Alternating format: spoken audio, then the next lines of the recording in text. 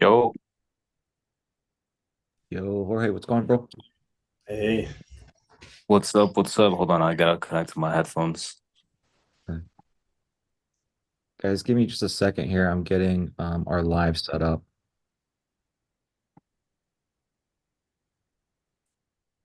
Trying to get this.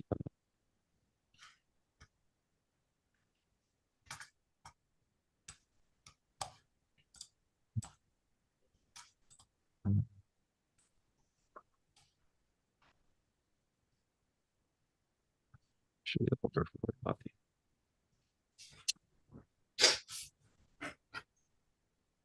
Hello, hello. How's everybody doing? Get over here. Doing good. MJ, Kyle, Jorge, Nice. Daniel House, Billy's hopping in. Hope you guys had a great week so far. Yeah, Anybody for sure. doing anything exciting this past weekend? I had a baby. Hey, congratulations. Congrats. Oh, congrats, Thanks. man. I hope things went smooth. I hope she's doing well. I hope the wifey's doing well. Your Yeah, fiance. she's good now. Yeah. Yeah, yeah. I bet stress has calmed down a little bit. Yeah, it has. We're kind of getting into a little momentum here. Yeah, that's good. That's good. Billy, how's it going? Doing good, man. Just been working on my scripts and stuff all day today, and I'm gonna be able to film on Wednesday and have stuff edited. Probably I'll film Wednesday and have start editing the first few seconds and stuff Wednesday Okay, as well. cool. Yeah, I'm excited to have a look at your scripts. Yeah, still working on Cool, guys. Well, um, so we've got a good amount of people that have hopped in, so I believe we can go ahead and get started. Guys, in traditional fashion, we've got a new person joining us, Mr. Kyle. And so I wanted to give it up to him for a little bit, allow him to introduce himself, why he's here, what his goals are, and then one question to ask the rest of you guys. And so if you guys can please listen carefully to Kyle, and then, I'll pick on one of you guys to answer his question, maybe a few of you guys. And then we'll get started with our training. Kyle, wanted to hand it off to you, man. Please tell us a bit about yourself. What brought you here, what your goals are, and then that one main question that you'd like to ask everybody. Right. Okay. Well, hello everyone. It's exciting to be here because I I'm in a bit of a financial situation where I need to start making some money, and I want to grow my business. So I guess first off, my name is Kyle Laudamus. I live in Moose Jaw, Saskatchewan, right next to MJ over there. Yo, that's So wild. yeah, that's awesome. It's crazy that we like started at almost the same time. So Yeah, that's awesome. I'll have to definitely. say hi to you if I see you around. For sure, man. Right on. So I'll make this quick. I started my business. It's called Social Market IQ. I started a little bit differently maybe than some of you because I started as a digital marketer and then kind of moved into videography work because I figured, as a digital marketer, video content is king. So I wanted to get good at doing that. So I started developing my skills there, and maybe as maybe I can relate to some of you guys, but it feels like you're never good enough in terms of creating video content. So it's a bit of a rabbit hole I found, just with the amount of stuff there is. So I just kind of jumped into it, started getting going.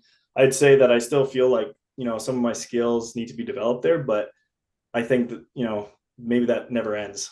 So, yeah, in terms of my background, I have a marketing background. I was working at a fine dining restaurant as a marketing manager, and then COVID hit, and so unexpectedly, that's kind of what got my business going. I was laid off to that, and I said, "Hey, I just want to work for myself." So I kind of jumped into this. So I'm about 2.5 years into it now, and I'm a new father. Actually, 2 years ago, my little guy's almost two, and we just had a baby past weekend here. So uh, that's another motivation to getting into the coaching program. I know that I need to up my game, and so I saw one of Koshik's ads, and it really impressed me. And then what really impressed me actually was kind of his follow up afterwards. I think that made a big big difference because I've bought into other courses in the past, but that follow up like with the voice messages was pretty unique. So it really caught my attention. I said, you know what, I need to work with this guy. So it took some time to get into it. As Coach Sheik knows, I had to cancel a couple appointments, but we got here, and yeah, I'm pretty excited. So outside of that stuff, you know, like my goals would be, you know, first of all, I need to improve the business. I want to stabilize my income, and you know, help my clients achieve more success than what I have been doing. And I think, you know, those kind of work hand in hand. And I just want to acquire new skills. So those are kind of my goals. Outside of that stuff, you know, like I think you said Jorge is also a jiu-jitsu guy, so I love doing jiu-jitsu. You know, other than that, there's, you know, I swim. You know, I'd love going to the gym, like maybe some of you guys, and you know, maybe too much YouTube. So, but one of the questions I had for you guys was, I had two questions, but I'll just keep it to one. I kind of changed it here. So I have here, what were some of your like initial challenges to the program, and like how did you resolve them? Like I don't know if that's too vague because everyone might have a different answer, but the other one I was thinking of, if that's a little bit too complex, maybe I'm worried a little bit about time management with the kids and everything, and then having my own business. So I'm just kind of wondering how you guys manage that part, and how much time do you dedicate to building up the funnels and the phone calls, and then your other stuff. I think that's kind of it. So thank you. Yeah, good stuff, Kyle. Thank you for that. So in terms of the issues that you run into and then the ways you solve that, you know, that would have been such a great question for Adam and Tony last week, just because they've kind of been through the gauntlet of one thing after another. And I don't know if you saw their video on the Wins channel, but that was a great video. If you haven't checked it out, totally check that out. Kind of, they talk a little. Yeah. Okay, so they talk a little bit, and so like the problems never stop. Like there's always the next thing to solve. And even in their video, they told you like this is their second 10K day, and so they've done two 10K days in 3 months, and now they're telling you like in that video, they're like, okay, now we're looking forward to the next thing. There's always the next thing. And so your question was just, if I listen back to your question one more time, if I want to make sure I understand, your question was, what are some of the big problems you have and how did you overcome them? Is that what the question was? Yeah, like in the beginning. Okay. So in the beginning, okay, got it. So I feel like you know, I with the time one, I think MJ's a good person, even though he's hopping in with you, but like he's like super critical when it comes to time. I think hearing his perspective and then maybe some other guys. But the very first one, maybe we can call on if you're around Aman, are you available right now to answer that one in terms of Hey, like the very beginning, some of your beginning challenges and how you overcame that, bro? yeah, absolutely. Hey, Kyle, welcome. You know? Nice to have you here. Yeah, I mean, I think for us, like a lot of us kind of have the same problem, and that's just one, not knowing, like not having full clarity, like when going through the course, going through the program, what the next step will look like. And by that, I mean like you know, you learn the sales script, you learn like to launch everything, but you don't really know what you're selling or maybe how to sell it, and you feel like, okay, I need more time or I need you know, more experience before I do this. And there's a lot of things where the next step doesn't really seem too clear, but you're told to do a certain thing. And so I think a lot of us struggle with that because our mind kind of goes to like we need to plan out the next like 3 steps to a T. And and so I think that was a hard thing for a lot of us, is like just trusting the process, and kind of having that anxiety of like not feeling experienced enough. And then the other side is just maybe the sales side, where, you know, I don't know what your experience with doing sales is, but a lot of us, you know, videographers, we just kind of focus on the creative or focus on the client management. And so it's like a whole different game when you're talking to like strangers and stuff. And, you know, again, your credibility and even feeling like, you know, can you even sell this person when you don't have the full experience? And kind of like everything I'm saying, it kind of leads back to just following the program to a T. And yeah, if you just trust what is, you know, being told to you, and just trust the steps are laid out, that's really the only way to overcome them. It's just by trusting the process and just taking it one step at a time. I don't know if that helps, but I think you'll come to find that as you kind of go through this course. Nice. Yeah, that helps. And it seems to be a bit of a theme because I did see a little bit of Tony's video from, I think it was last week. And yeah, he mentioned that. Is he kind of like just jumping in? And Mhm. I don't know, he didn't use the word fake it till you make it, but that's kind of what came to my mind. Like, A There little bit, there are yeah. there are certain parts. It's not something that when you said the key word, the way I'm like taking your question is like the beginning. And when I say the beginning, I'm saying like the first few weeks, maybe the first month or so. There's not much of that. But then once you get to like niching down and stuff, like there's a little bit of, put the face on until you become it. Not fake it till you make it be, but you're gonna become it.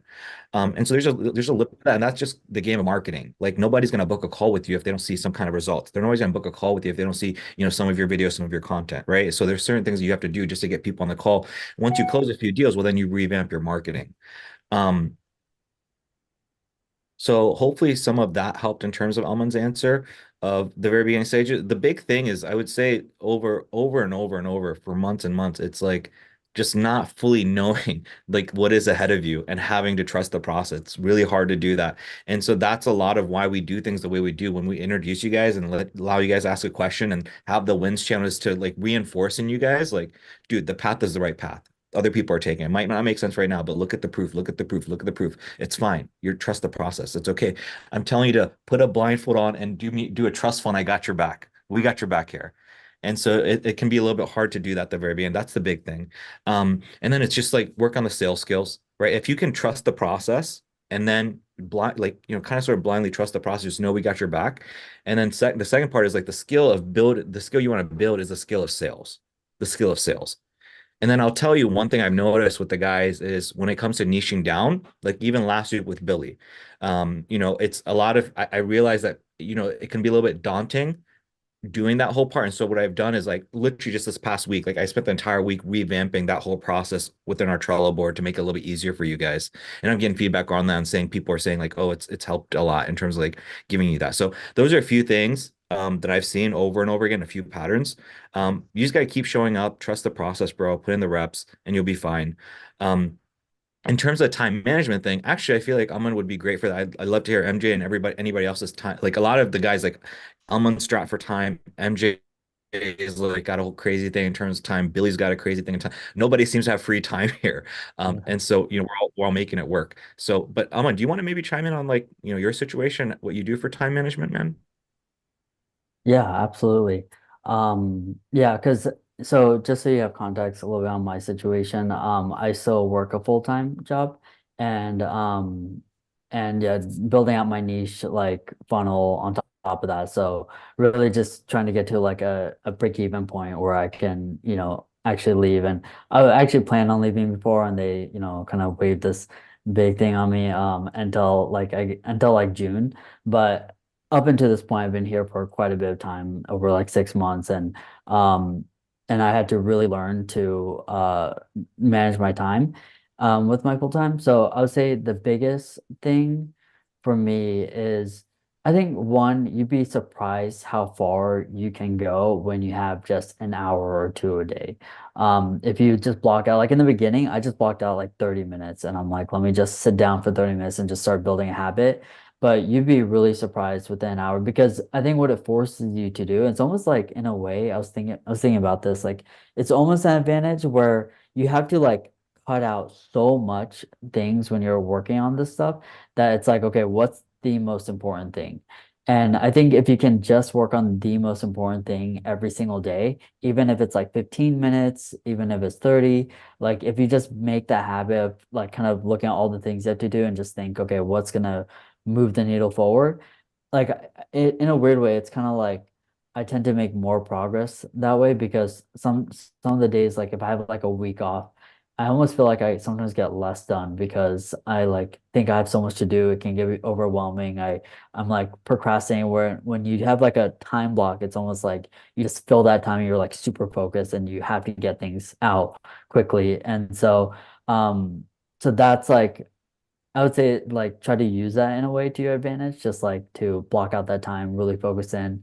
And then like as far as the sales calls, like it's almost like you'd be kind of surprised what you'd be willing to do in terms of flexibility, like taking a step back or You know, at least at my work, I like would go to like the conference room real quick to take like a few discovery calls and stuff. And that may be different for each person. You have kids, so you know, it's hard when your kid is crying, you know, so I can't speak on that. But um yeah, I mean, honestly, my biggest thing is like one, just try to spend some time every single day to work on this and to just focus, like make yourself focus on what's most important. And then two, one thing I've just come to realize like recently is I do all my work like in the evening and stuff, up until this point. And then this past month is like Ramadan. So I have had to get up at like 5 in the morning to eat, fast all day. And I decided during this whole month I would stay up after I eat and just work in the morning. And I am way more focused first thing in the morning. It's like, and especially if I don't look at my phone and stuff, I just have this like crazy focus for like an hour or two before I clock into work. And it's like way more effective than like the 4 hours to get after work. So I would recommend that if you can get up early, to spend an hour on it. I think that's gonna help. And you know, I would just start there and then kind of take it step by step. Nice. Yeah, that's really helpful. I find that I'm more productive in the morning too. Cool. Yeah. There's a guy that bought consulting.com from Sam Mullins. His name's Ryan something. And I started going through his material, and wait, he's like a brain psychologist, just crazy insane stuff. You can check this guy out. I forget what his name is. It's like Dorian or something. I forget his name. And he was explaining how, like, you know how like there's a lot of entrepreneurs and gurus that talk about like morning routines. It's like 2 hours long. He was saying that so many people burn out because they don't do that stuff. But he was also saying like a lot of people on social media get mixed up where it's not the morning routine. You need to replenish and rehydrate and like have the time to do jujitsu and swimming and the sauna. You need that, and or else you're gonna burn out. But a lot of people, they place at the beginning of the day, where you should place actually in the evening. The beginning of the day, most people, not everybody, most people, the best, like he was saying, it's scientifically proven. It's what he does. A lot of the people he knows, he trains them to do is like, you wake up, first thing you do, don't look at the phone, don't look at anything. What you do is you wake up and you just get right to work, like Aman was saying. And that's usually where that's going to be your pocket of the most productivity. It's going to be right in the morning, those first 3 hours. Wake up, like for me, what I would do when I do that routine is like, here's another big tip, Kyle. Plan tomorrow today. Plan tomorrow today. That's a big tip for everybody. Plan Yeah. tomorrow today. So literally before I go to bed every day, what I do is I go into my calendar and I literally type up like I'm gonna do this, this, this, this, this. Wake up. As soon as I wake up, I'm fasting right now as well, but like when I'm not, wake up, water, caffeine, work. And then once I'm good, I'm like, okay, I got quite a bit done. You feel it, you feel good. Okay, now I'm gonna go to the gym. Now I'm gonna go do what I need to do. Then I'm gonna get back and then I can take care of the rest of my day. So those are a few tips just for you, Kyle. And then, a lot of people, and again, I'm seeing Aman kind of nod his head. Some of the guys nod their heads, like they're resonate with that. That does work. So I hope those tips and help you out. And again, a big part of what Aman said that I took away was just like that time blocking, man, and committing and saying, this is what I have to do, and this is the time I have available. And just kind of committing. That you'll be surprised how much you can get done, Kyle. Nice. Yeah. Thanks, guys. That's really helpful. Welcome. Does anybody want to chime in, add anything before we hop in? Does anybody, MJ or Billy, does anybody Yeah, want to? sure. I could share a bit of, I mean, I'm super new, so hopefully you could take away just one thing from me, because I think this is probably just like today's actually my official starting. So I probably just had like a week of trying to work through some things. So I know initially, like the very first thing that I was not too sure about was that, that overwhelm, like you're seeing, Kaushik is showing you all the content, he's showing you everything that's coming. And so I look at it, I'm like, okay, this is gonna be a lot of stuff to do. But so far, just a weekend, just like that onboarding template that he gives you in terms of like being able to have that literally has become like my funnel, at least so far, right?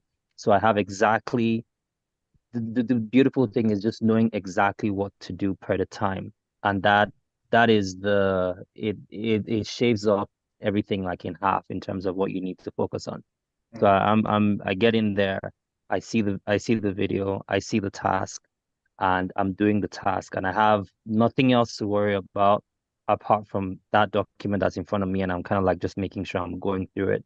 So I don't know if you're feeling overwhelmed at all in terms of like, okay, there's gonna be a lot of things to do and all that. It's really been a filtering process. So like I'm using that, I'm working through it, and it's helped like tremendously. And of course, I can't stress the morning part too enough, right? Like it's the most productive time. And in that hour, like there's a lot that can definitely get done for sure. So I would say, don't get overwhelmed so far.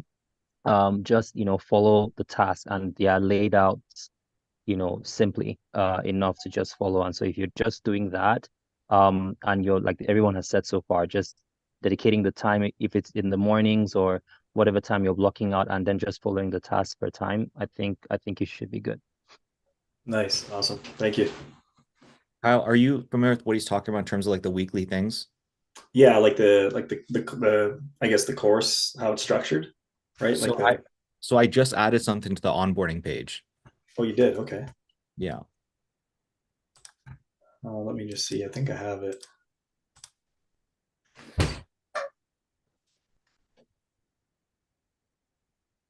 So this is what I added. Just I noticed this from my recent calls and some of the things that people were saying, like literally last week what Billy was saying. This inspired me to do this for you guys. So if you come down to the milestone section, if you scroll down, what I've done is I've just broken things down to weeks for you guys. So literally, this is your goal. So for week 1, tell yourself, no matter what I'm going to do, I'm going to finish the content week 1, week 2.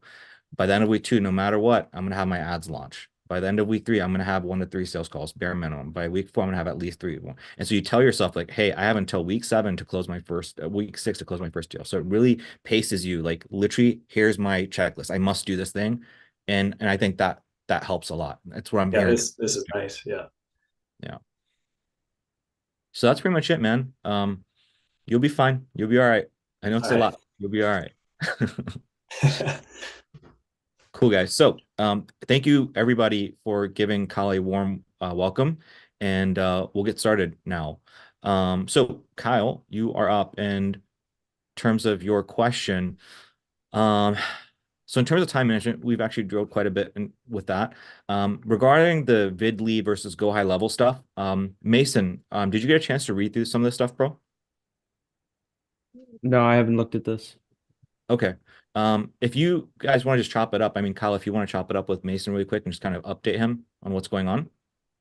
Yeah, so basically, like I purchased the VidLead software. They're giving me a pretty good deal on. I think it's like $46 a month, which is essentially, the Go High Level. But I've realized there's some limitations to it. Anyway, when I was trying to cancel kind of with VidLead to switch over to Go High Level, they were kind of saying, well, hey, I think we can, we can work this out. I think we can do the stuff that you need us to do. And so then I kind of got confused because I was just planning on switching it over. But one of the things I couldn't do was I couldn't figure out how to switch my invoicing over. So I had contacted their support for help, and he's kind of saying that he can probably help me out. But I wasn't sure if it, like, I know that you guys, from watching the first, like the workshop, like I know there's like affiliate links and things, and I don't know, like, do you end up selling Go High Level to some of the clients and then you get like a little bit back from that? Really quick before, sorry, I don't mean to cut you off. I just thought I'd chime and just give you my answer really quick before you and Mason go back and forth. Straight up, bro, like every business is like, they're incentivized to try to sell you, like for sure. And I know those guys personally. I probably know the specific person you're talking to. He's a good dude. But at the end of the day, it is not in your best interest. I will straight up just tell you that. Okay, well, that makes it a lot easier. So that's essentially, yeah. Yeah, I'll just tell them I need it switched, and if they can't help me with the invoicing stuff, I guess I'll find a way to do that. And the thing about VidLead too, and I've been a part of VidLead Studio as well. It's like it is just Go High Level, but you're restricted, right? You're not in the agency view. So there's things that you'll eventually get to when you're running stuff with clients, because that same thing, got a $47 a month deal thing. It's eventually going to get to the point where you're like, oh cool, I need this thing for my client, and you can't do it because it's locked into what they can give you, because they can just restrict what we see on the back end, and then you just don't have the chance to operate any of that stuff. So it's cool if you like want that specifically for video, but if doing on this side, on like the video agency side, you need the full Go High Level. Yeah. Okay. Yeah, and that makes sense. I guess I just wanted like a simple, like, so I could tell this guy, no, it's not going to work. Just cancel it. Right. It's like, if you were given DaVinci Resolve or Premiere or whatever it is that you use, would you want like 100% of the features, or like 99% of them, or like 50, right? Like give me 100% every time, right? So that's what it is. And so and it's like the other more important thing, and I think, Billy, thank you for chiming in and sharing that perspective, Billy. But like the reality is like, dude, you just don't know what you're gonna need until you need it. Like as you progress, you're going to find out you need more and more things. And like what your agency looks like 6 months down the road versus a year versus 2 years, you're not going to know. You're not going to know what features you need. And so it's like, why would you want to limit yourself? Yeah, and going back So and forth. that's just my 2 cents. Again, if you want to go back and yeah, as well. And that's that too. So You don't want to build all that does that stuff. answer your question? Like if you want to go back and forth, Billy, go ahead. You cut out for a second, Koshik. You don't want to build all that stuff in Vidlead and then not be able to transfer that over to your stuff either. Like when you've come down the line, put all this work into effort and building stuff, and then it's like, oh, cool, I can't do this, but now you have to redo all that stuff again. That would just be, I would literally stab myself in the eyes if I had to do that again. Yeah, another headache. Exactly. I would say, Kyle, just really quickly, go high level. And one of the reasons like that you should definitely go with go high level is because we've built everything out with go high level itself. So in terms of like saving your time and making the most out of your time of like what to do next, like what's going to move the needle for you isn't the technical bullshit. It's getting all the technical bullshit done and then going on to the high leverage task. So for me, it wouldn't make much sense to watch an entire course about go high level and try to stick it together and how to make it work on Vidlead just so you can save $50 a month. It just wouldn't make sense to me. So in terms of like moving quickly and then actually having the course material that you can just follow, copy and paste, it'd be 20 times easier to do that than versus go and try to learn a different software. It's kind of like working in Premiere and doing everything Premiere, then all of a sudden switching to DaVinci. It just doesn't make any sense. You know what I mean? So I would just stick with go high level, get away from Vidlead. Okay, perfect. You guys made my decision a lot easier. I guess I had one more question. I don't know if we have time for another one. Yeah, we have time. Now you mentioned in one of the videos, I can't remember which one, you're talking about a new domain. Like, so I already have my website in a domain. Are you just saying buy a new domain and like, would you still like send, like, would that be still connected to your original domain? Or are you guys talking about kind of creating a whole new website? Good question. So my suggestion, I don't know what your experience is in terms of like, it sounds like, again, you ran a lot of lead form funnels and stuff in the past, but just to like build all the skills to get comfortable, it's like, I suggest just doing everything just to get the skills built. And so if you have, for example, social market dot, is it dot, what is it? Social market. Socialmarketiq.com. Socialmarketiq.com. So maybe create socialmarketiq.co. Okay. Right. Something like that. And then just do it with that domain. I suggest doing. I think it's worth doing that. And then down the road, once you've niched down, you'll probably create another domain and another brand anyways, just down the road. Okay. And yeah, does that domain, the new domain, does it just link to your original website? So if you create socialmarketiq.co, you would use that domain for the funnel you'd be creating. I got you. Yeah, leave your domain, what you have going on for your website. Don't touch it. Leave it the way it is. Everything is working just fine. Okay, perfect. I think that's it for now. Okay. Cool, man. Well, are you sure there's nothing else that was itching? Anything at all? Actually, one thing when I was talking to the Go High Level guy today, he mentioned setting up a phone number, and there was like, I can't remember, it was Twilio or they have their own. Do you recommend one over the other? Yes, So lead connector. Use everything built inside of Go High Level. Okay. Yeah, that was my other question I had here. So yeah, I think that's all I have for right now. As you go through the stuff, Kyle, in week 3, you might run into some small issues here or there, right?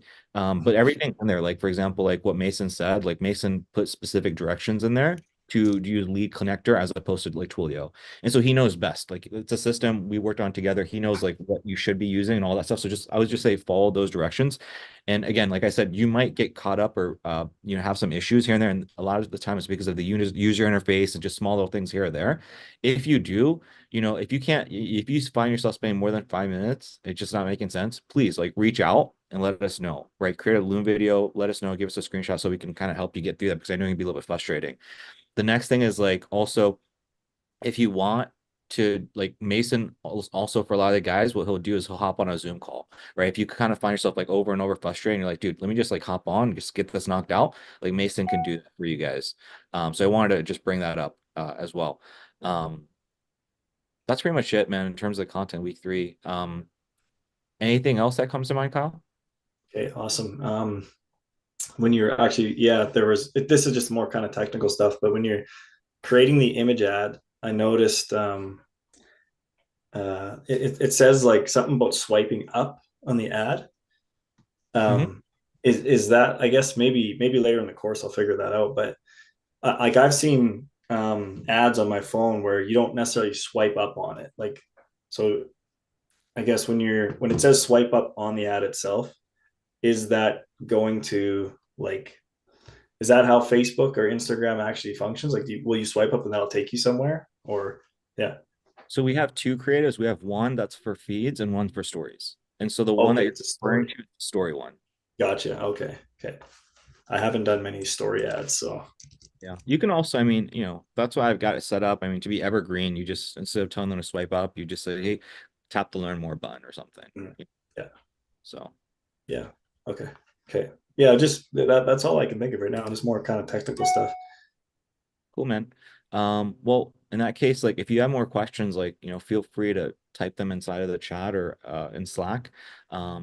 Actually, like inside Slack would be good, inside the general tab. And what we'll do is, man, we'll circle back. If you want to hang out for the whole training, if you want to hang out for a little bit, it's up to you. Whatever you want to do. I'm gonna go to the next person. Again, at the end, what I do is I circle back to everybody. Okay, awesome. I might have to leave in a little bit, but I'll stay in here for a bit. Okay, thanks, guys. Yep.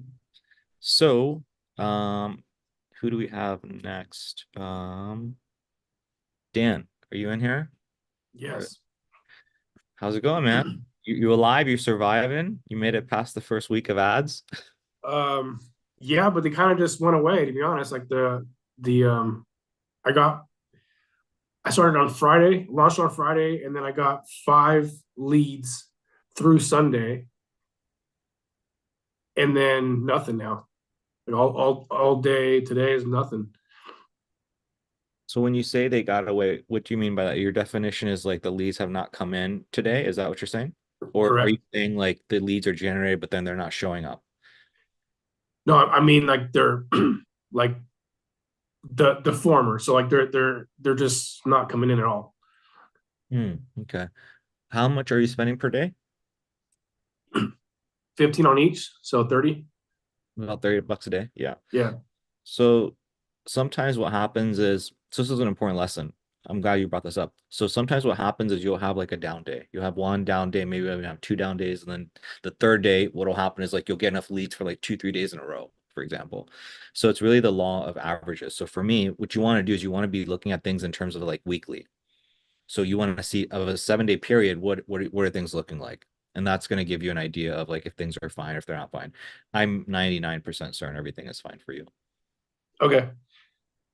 Yeah, so like through the weekend, I thought I was averaging like $10 a lead, because I was like at $50 at that point.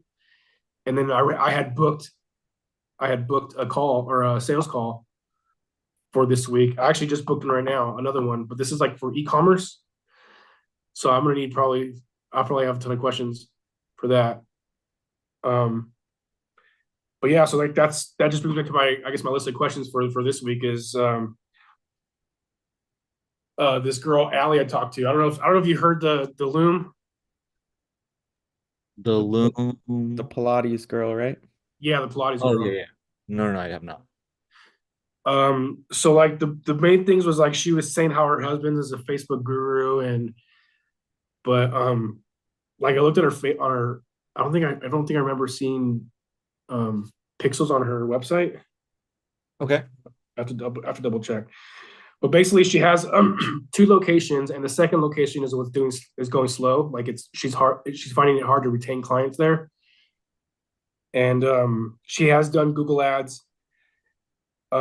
She doesn't know how her past Facebook ads have done. She's kind of just like put money in and like didn't really understand what she was doing. And she felt like it was a waste of time. And she has done email blasts. And I think she said she averages 1 to 3 new clients a day. And right now, between the two gyms, she makes $30,000 a month. but like 75% of that is from the first store. The second store is the one that's lagging. So yeah, I think I messaged you on Slack saying like, how do I? My concern was like broaching the retention. Like I didn't know like what to say about that, because like I remember you saying like you have to listen to them and see what they want. So if she's saying I'm not retaining my clients, I'm not going to be offering her new clients, am I? Or is that the answer? I'm not sure about that. Yeah. So first of all, really quick, just so you know, I don't know if I went over this with you or not. So in terms of, I did see that you sent over the call. When it comes to those calls, just so you know, just because one call, a discovery call, takes me like 3 hours to review. And then a sales call literally takes me all day. When the guys I review their calls, like literally 10 hours to like review a 1 hour call because I'm going, watching over and over and leaving a bunch of comments. So just know that I don't, it is impossible for me to review all of them. But what I Right. do is I review your best one, like your best discovery call and your best sales call. And usually it's over like a 7-day period. And so what I want to do, what I like to do is like, so for you, it's like for you and for everybody, like Kyle, for example, like the first 5 discovery calls, the first 5 sales calls, you're really just kind of getting your feet wet and you're just kind of learning the process and all that stuff. And so it's not until like your 5th that it's like, okay, it actually makes sense to like watch a discovery call or a sales call. So I just want to kind of get Understood. regarding that. So regarding this particular situation, and like the question you're asking is like, dude, like this is normal to ask this question, and like you're gonna have like literally like hundreds of these kinds of things occur, and that's like the part that's like bittersweet. The bitter part is like, oh, I gotta have all these right answers. You don't have to have all the right answer, but like the more conversations you have, you'll start realizing, you'll pick up on patterns and realize what you need to do. So in this particular case, I can kind of like give you an answer is like it the important, like sometimes people don't even fully understand like what question they should be asking, what they should be focusing on, and it takes reps to figure that out. So for me, for example, sometimes what I'm trying to do is if somebody tells me like the issue is retention and I have this ads thing I have to sell them, right? Like if I'm trying to sell them on new customers and leads and stuff like that, I have to first just like ask myself, like, first of all, like I want to be ethical. Like, could they actually benefit from leads? Or do they really have a retention problem where like if they just need to fix that problem? If it is an ads or leads problem, then what I'm going to try to do is I'm going to try to ask questions in a way to lead them to tell me like, oh, do you actually need help with ads? So that's like the most important thing to understand is like if they're not going to buy your thing if your thing can't solve the problem. And so you have to get them to talk and understand that they have a problem that you can solve. So I hope that that's making sense. So, like when I'm hearing what I'm hearing from from you is, like, yeah, retention is a problem. But like, and you can talk about that. You can like, for example, educate. Like, did you get a chance to read this, by the way, or you didn't get a chance to read this? Yeah, I read it. Okay. So like, yeah, you can go into this thing and be like, you can kind of explain that retention thing. But then if I were you also like, it's diving deeper in terms of like learning what actually is the problem. Is retention actually the problem or is it not the problem? You're saying that how long has she had the businesses open? The second gym has been around for a year, and it's just like not really performing like the first one. So I don't know. I don't know if I didn't write it down or I didn't ask her, to be honest. But I know like the new gym, she says like she'll offer like 3 classes for 70, and like they don't really come back after that. She offers 3 classes for $70. Yeah. And like after that they just kind of fall off on the second location. The first location, I guess, is doing well. So in terms of doing well, like, is it the fact that the people are staying on longer, or is it the fact that like she's getting more people in through the door? Like, how do you define that? Because to me, it's like going from one location to another and terrible retention on one and great retention on another one. That doesn't make whole lot of sense to me unless like it smells really bad or like there's no oxygen, like something weird's freaking going on there. Yeah, I guess I don't know. So, Shitty staff. huh? I said shitty staff. Could be shitty staff. Unless, I mean, is there different staff at both of them? Or I would assume there's different staff at both of them, different SOPs. It sounds like the one that's not doing as well as the newer one. Is that what you're saying? Yes, the older gym is doing well. The newer gym is not. It's been open for a year. and just struggling to retain clients and bring in clients also. Okay.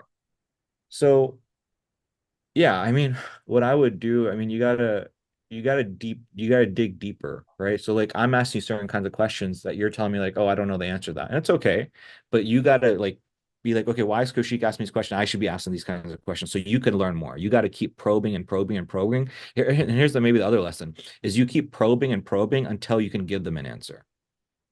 You keep probing and probing until you learn what the issue is, and then you can provide an answer. And again, it's not going to be, banger, you're not going to provide the best responses and all that at the very beginning. As you get more experience in business, you will. Um, but yeah, I mean, I guess like what is your core question right now? Is like your core question is like, is retention the issue? Like if she's saying like that, then yeah, that's an issue. But another issue could be the fact that she's selling some $70 thing for 3 sessions, and it's like you're never going to make paid ads work with something like that. That's not enough money. Maybe it's the fact that she doesn't have an upsell process, right? People come in for 3 days or whatever, $30, $70, and then maybe she doesn't have an ascension process set up, or maybe it's the staff. I don't know what it all that it could be.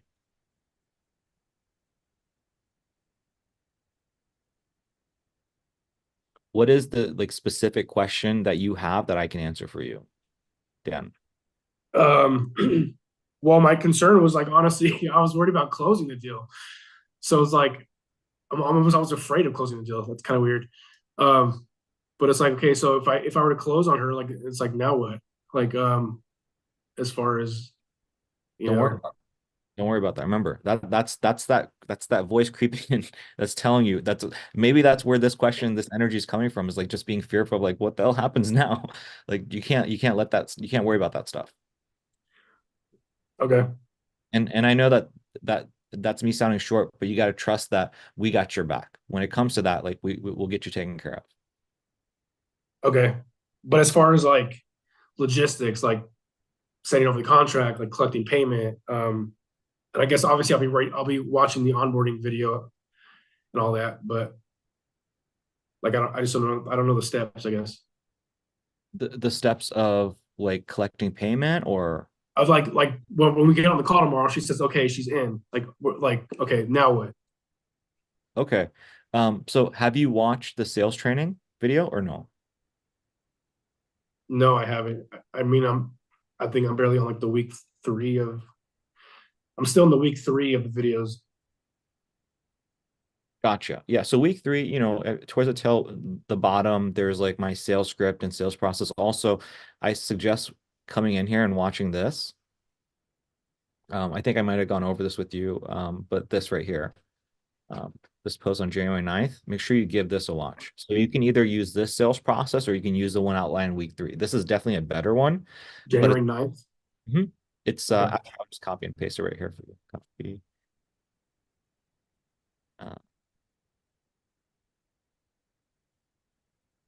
So it's a different process. It's more like nuanced. It's a little bit more advanced. It's something that I suggest migrating to. You can either try it right at the get-go, or you can use the stuff in week 3. Week 3 is a little bit more general. It's a little bit of an easier sales process. Okay. So yeah, I mean, basically you just do the sales call, you collect the cash, and then you say, hey, look, when would you like to do we can do the onboarding tomorrow. We can do it within 48 hours. The goal is to just get them scheduled for an onboarding as soon as possible.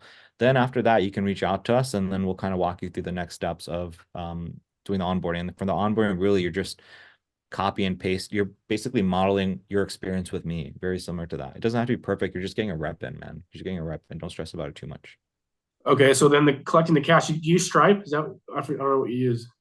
Yeah. Just have So you'll as time progresses, you'll do different things. For the guys that just hop in that are kind of in your shoes, a lot of times what they do is just send over a Stripe payment link. You can do it that way. So you can either Okay. build out a page to collect payment, or if you want to just send over a Stripe link, you can certainly do that as well. The Okay. main thing is just here's the main thing. The main thing is just like, don't like send them an invoice. Don't, send them an email to pay something. Like collect the cash right on the spot. That's the big thing. Okay. That being said, just circling back, I want to make sure that I'm like answering the right question for you. I want to like kind of I want to be able to like I can sense like anxiety and like a little bit of stress, and I want to do what I can to get rid of that. That's my goal right here on this call with you. So let's maybe keep probing and figure out like what is the core question that I can answer for you. Well, really just like going over the script. Well, this is just stuff that I have to do is like just kind of go over the script and kind of know which question to ask and when to ask it. And then so as far as like our meeting tomorrow, my meeting with her tomorrow, like what am I showing her? What am I showing her tomorrow? Like what's in the Zoom call? Like am I presenting? Like what am I presenting?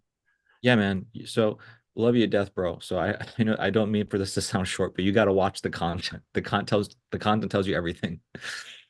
So there's a lot of content you still have ahead of you to watch that literally answers your question. Like literally, Okay. I literally tell you like, hey, go on Facebook Ads Manager, screenshot this, put this into your document, walk them through this. Here's the knowledge that you're going to use. Like literally everything is inside the training, bro. Okay, and it's all in week 3 then? Because Mhm. I guess maybe I'm not there yet. Okay. So yeah, so how to build and launch this experience 6 weeks. So you most likely have gone down to um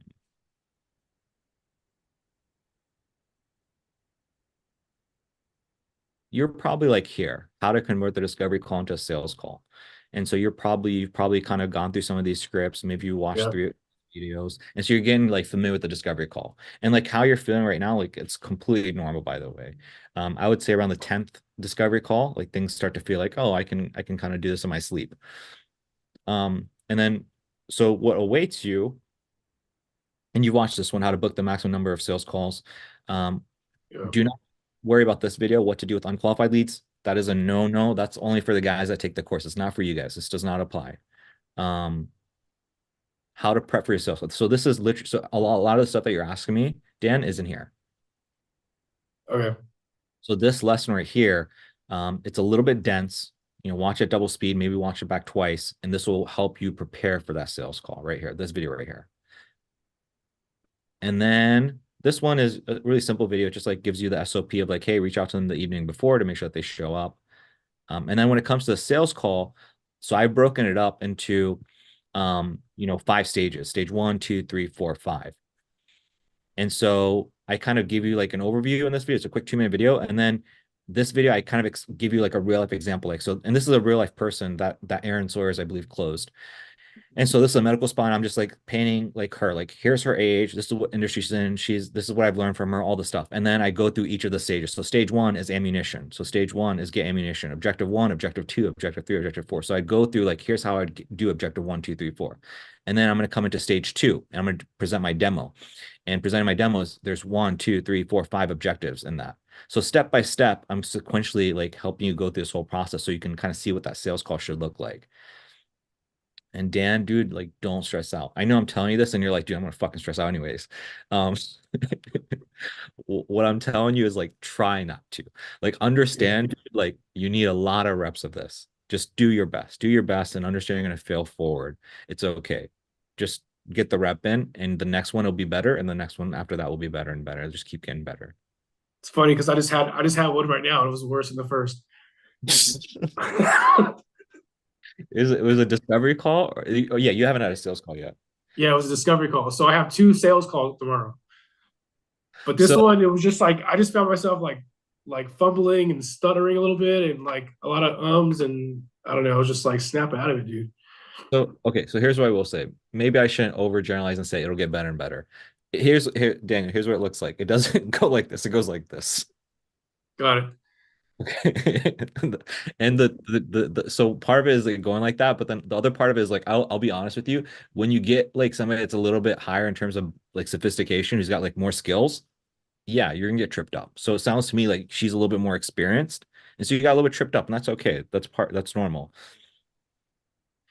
It's like I'm good with like the small talk and like when I'm asking her the questions, but then when it was like time for me to like speak, I was just like so like I don't know, choking on my own tongue. It's weird. Yeah. Another thing is, and again, I know you got your hands tied in terms of stuff, but like part of the reason I have the stuff in week 2 is to help people like just better understand business.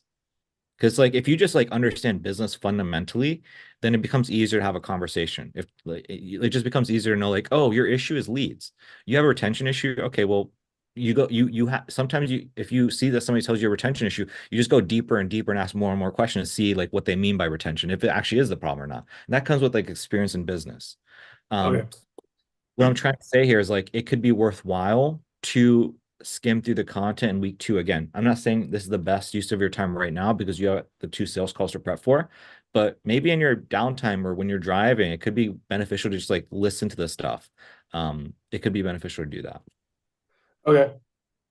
And then so if a couple questions about the second one. This girl sells like homemade products, Mhm. like lotions and stuff like that. Lotions, body scrubs, candles. And she was actually there's a local, she's actually local to me. So like same area code, really, same zip code. There's a mall, Ontario Mills, near here that she had a shop at.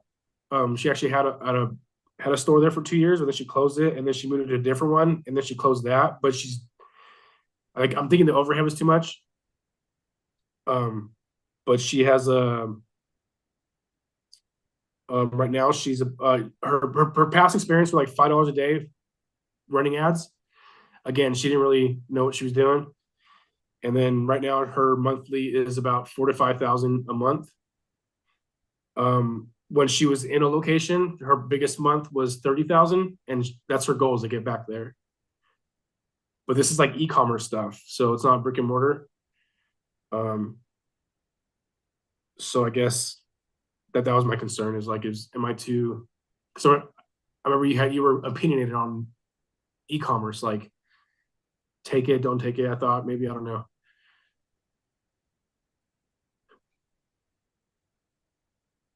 There was something about the last client that I'm on a brain fart right now. There's something I want to bring up about the last one. Maybe I'll circle back to it. As you were talking, I thought of something that I thought you should know. So part of it is like when you have these conversations, it forces you to like learn more about business. Like when you do it, you don't really know what the heck you're talking about. So then you come to me, you come to Mesa, and then we tell you like, oh, here's what you should have said, and here's why. And then things make more sense. And so this goes back to like if it's got a heartbeat cell to it. So whether it's e-commerce, whether it's whatever, it doesn't matter. Like the reality is you probably can't help her. Like that's the truth. But that doesn't mean like don't try to sell her, right? Still try to sell, build those sales skills. But like really, I mean, for her, it's like an ad and it's going to go to like her website. And then you're probably gonna have some kind of a pop-up right here to collect name, email, phone number. And that pop-up is going to go into some kind of an email sequence. Okay. So that's what things are going to look like. And then from the website, you've got like basically add to cart, initiate checkout, add to cart, purchase. And so people come to initiate checkout, they add their information. And if they don't buy, they're going to get hit with another email sequence to buy. And that's pretty much it. That's a business, right? So add, goes to a website. There's some kind of pop for a discount. Explain that whole thing to her. That goes into people initiate checkout, people add to cart, then they initiate checkout, and then they purchase. And so you're just saying you're going to have an abandoned cart email sequence. That's pretty much it. And you have to sell her on the idea of like, hey, these businesses, how do you think, Yankee Candle and some of these other businesses blew up? It's not because they have a bunch of stores and location, but because they spend a crap ton on paid advertising. They spend hundreds of thousands, millions of dollars in paid advertising. So you have to spend that in order to get this kind of traffic and this kind of revenue that you're trying to do. And because you're not in a location, you're not going to have all those crazy overhead expenses. You get to operate these from just like selling, shipping them out. And again, that's like the pitch, and that's the most important part. You just have to understand like kind of what I'm saying, and not even like, I know that you understand what I'm saying. You have to use your words to try to communicate that to her where she understands you. That's the key. She has to understand you, and your job is to try to communicate with her and get her bought in. And if you can do that, then you've won. If you can do that and then get her to send some kind of money to you, then you've won the game. What happens after that is a non-issue. And I don't say that to sound short. The reality is, I'll just be honest, you're most likely just going to give her a refund and say something happened, and then we're going to move on and do the next thing. I will tell you the first one, the Pilates one, like I do actually like that one. I like that one way better than this one for sure. But it's yeah. Does that Okay. help, Dan? And or does that not help at all? No, yeah, that helps. I was gonna say another thing is like you could run like the best e-commerce ads on the planet, but if you don't know how to make a very good optimized website, then like that could be your bottleneck too. And that's just something you don't want to deal with, especially if they're like, oh, I don't want to do a new website, etc. Right? But that's just another angle that you could use to sell. But again, it's like you can have the best ads ever, but if the website's not built to convert, then it's kind of like you don't know if the ads are actually the problem. You know what I mean? So you just have to have a really good eye in terms of e-commerce, and that's why we're kind of like stick away from it now, just because you haven't done like local lead gen yet, in my opinion. So I would start with that. Does she have a website or she doesn't have a website? She has a website. Can you drop a link to it if you have it? Yeah. Here we go.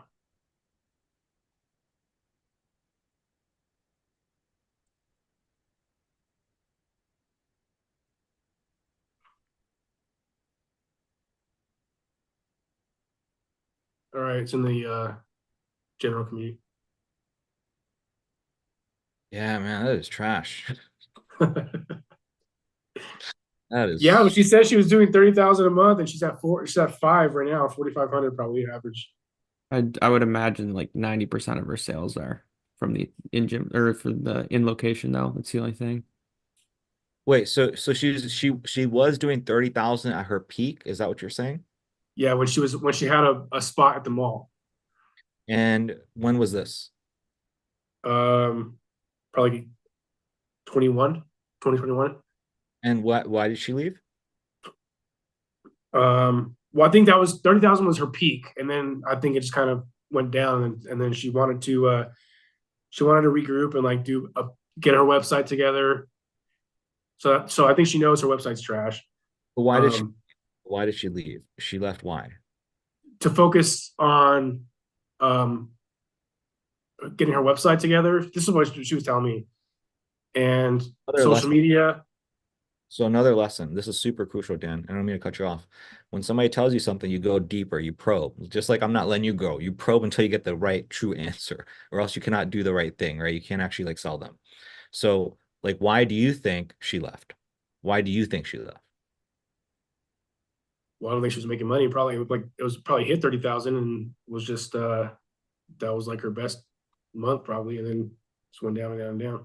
Yeah. And so if I were you, if I could go back in time, I would probe her more and then try to figure out, okay, well, what number? Okay, so here's what your revenue was. Here was your overhead. This is what this is what you were making in terms of profit. What are the other things? Okay, your cost of goods is this. This is why you ultimately had to leave. Like, so I would figure all that stuff out. So if you go back in time, like that's the level of depth you want to go to see why somebody's taking a certain kind of action. And I agree, that's probably the case. And then because then you figure that out, and then you go into like, okay, why did she start the website? Now you know why she started the website. Now, if I know, for example, like, hey, if like psychologically think about this, right? If I'm her, if I know she goes to a shop, cannot handle it because of overhead, this and that, and she's got her beliefs shattered, and she knows that the only way she can live her dream is by creating a website.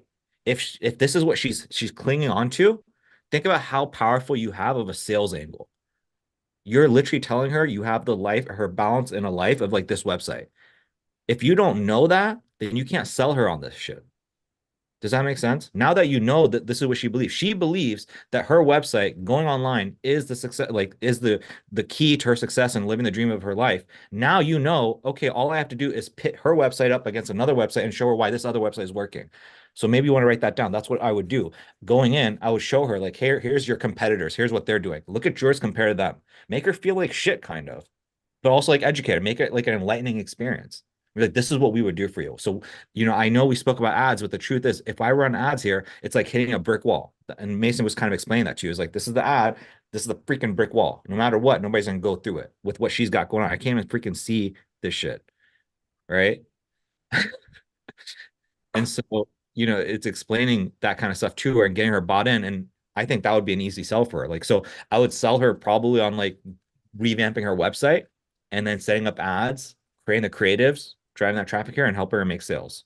Another thing too, Dan, is like you can really dig into her pain and be like, yeah, didn't you say that you're paying $8,700 a month just on rent? It's like, dude, all you have to do is dial in your website. That's gonna cost a fraction of that. Like, and then you're gonna be able to make so much more money because we're gonna drive people to the site that's built to convert versus having an in-person store and having employees and this and that and this and that. Like, that's how you can make it sound super sexy there. Because basically what she's saying is like, I had to stop selling my stuff in person because the overhead was too high. And then basically what you can do is you can sell a website and just be like, hey, like obviously audit and do everything you need to do. At the end of the day, it's gonna be easier for you to sell because like you're not paying $10,000 a month in rent. This is like a one-time thing for like 5 grand.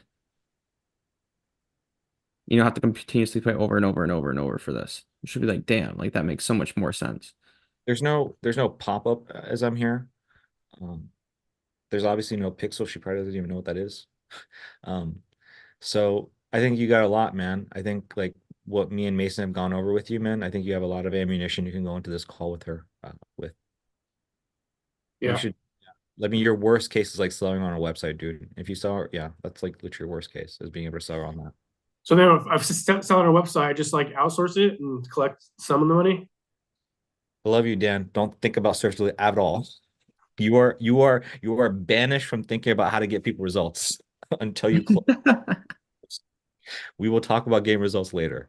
Okay. One thing at a time, bro. One thing at a time. And just trust me on that because I get that same where I'm like, wow, how would I do this? How would I do all these other things and get trapped in my brain of like, well, what about the next step? What about the next step? Just focus on what the steps they put in front of you. I promise you. It all comes full circle once they get you to the sales skills when you close the deal, all this stuff. It all comes full circle. You just kind of got to just trust the process. Yeah. So my goal tomorrow with her is just to basically tell her I can't help her, right? She needs to just to invest in your website and come back to me. No. No, I'm gonna punch you in what- your... I need to get boxing gloves. If she No. has a soul, sell it. Sell until you read her obituary, dude. Sell. I read that earlier. Yeah, no, you are the one you're gonna be the person that's gonna deliver the website, the content, the funnel, a full-on freaking package. You're gonna make her dreams come true. You are freaking Santa Claus, bro. Okay, The got it. Easter Bunny. You're the Easter Bunny. You're just a day late. You're freaking leprechaun, bro. Okay. Does this make sense, Dan? Yeah, I just didn't know you were talking about like. I guess my disconnect was, yeah, I could build her a funnel, but then where like going to this shitty website. Right. She doesn't need a funnel. And so part of me like explaining drawing out the diagram, all this stuff was me trying to explain to you like creating a funnel for her would not help her. She's an e-commerce business. She needs a website, not a funnel. She needs a website. And so what she needs is what she has. She just needs to make it way better. She needs like a proper regular website, an e-commerce website. Okay. So pop quiz, going into that conversation with her, what all are you going to do? I'm gonna show her her pain and let her know that her website is not the business, and that she needs to invest in it. Like so, like Mason was saying, her overhead, whatever, she just like paid that once, she would have a website and be done with it, rather than paying rent. Let's say like on a website, it's just one and done. And then the ads right now. The ads right now wouldn't be helping her because what are they going to like? It's nothing. You have to be care about how you present that, all of that. You gotta make it sound sexy, man. You gotta make it sound sexy. Like if you like just tell her like, hey, look, I can't run ads, so this is not gonna fucking work. She's gonna be like, oh shit, her soul's gonna crush, and then she's gonna check out the conversation. You need to give her a bunch of hope. Be like, hey, look, and another thing is like you cannot. Here's another tip. The greatest marketers and salespeople, they're never going to just like tell you, you should do, you should think, whatever. They're going to use objective things as facts and then lead you to it. If you think about, again, you haven't gone through a training yet, but, I had this thing called the 7 to 9 figure machine and all that. And again, you'll go through a sales training. It'll show you that.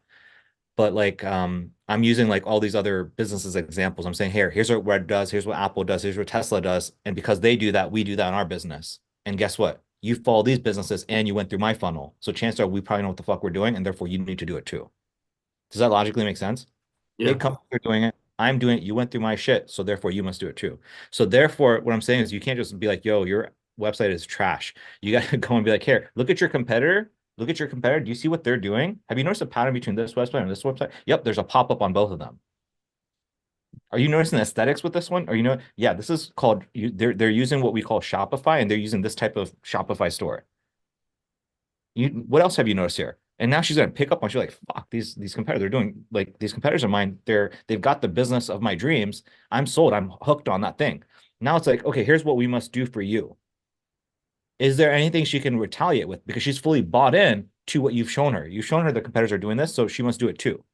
So you have to always lead with that. You have to lead with objective facts. Instead of like telling your opinion, you must lead with facts. And so, and then, when it comes to like her store and everything, this is, what Mason was saying is true. Like, yeah, one and done, but like, I feel like the stronger, like that's good. But the strong thing is like getting her to just like relive the pain of why the fuck she had to leave. She was probably burning through a shit ton of cash in a tremendous amount of pain. She's lost all hope, desire, everything. And then you say, hey, look, and she's already probably sold on that. I would just take that knife. I would just dig it in a little bit deeper so that she has no choice but to believe in the website more.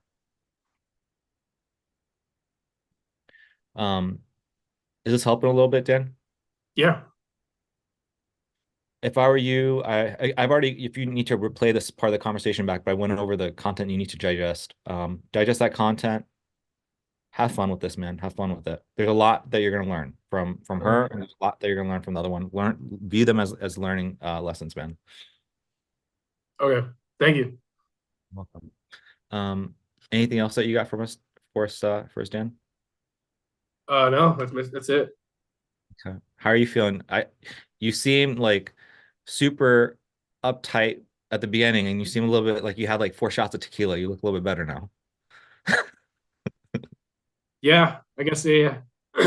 It's just yeah, man, honestly, like it was stressful getting the like booking the sales calls. Like just like I thought that it would be, oh cool, I got it done. But no, now I'm just like, oh shit, like now what? Yeah. There's always the next thing, man. There's always the next thing. So because there is the next thing and it is inevitable, you might as well stop thinking about the next thing. Yeah. There's always the next thing. Anything else, Dan, that we can go over in the meantime with you? You're doing great, man. You're doing great. You're doing fantastic. Whatever you're doing, this is a natural process. It's fine. All right. Keep going, man. But any other questions? No, I'm good. Thank you. Welcome. Keep us posted on how the call goes tomorrow, okay? Will do. Cool, man. Well, I'll circle back if you have more questions, Dan. Okay. Mr. Riviera. Where are you at? Hey, Kaushik. Hey, how's it going? Going well. Cool. Just adjusting here.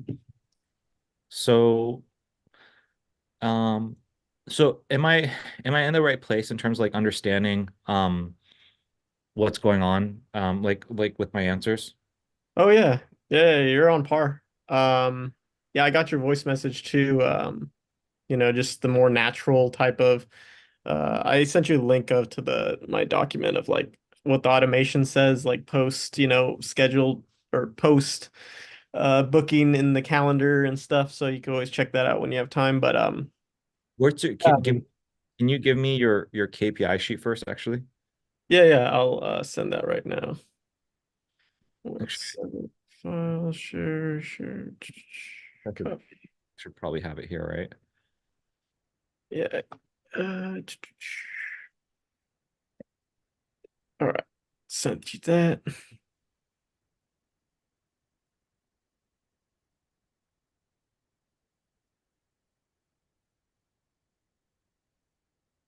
Yeah. Okay.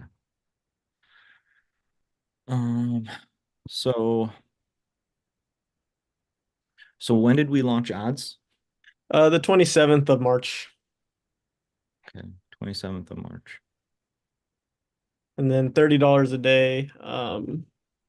So But yeah, what is March 24, April 24? the year. So like March 2024, April 2024.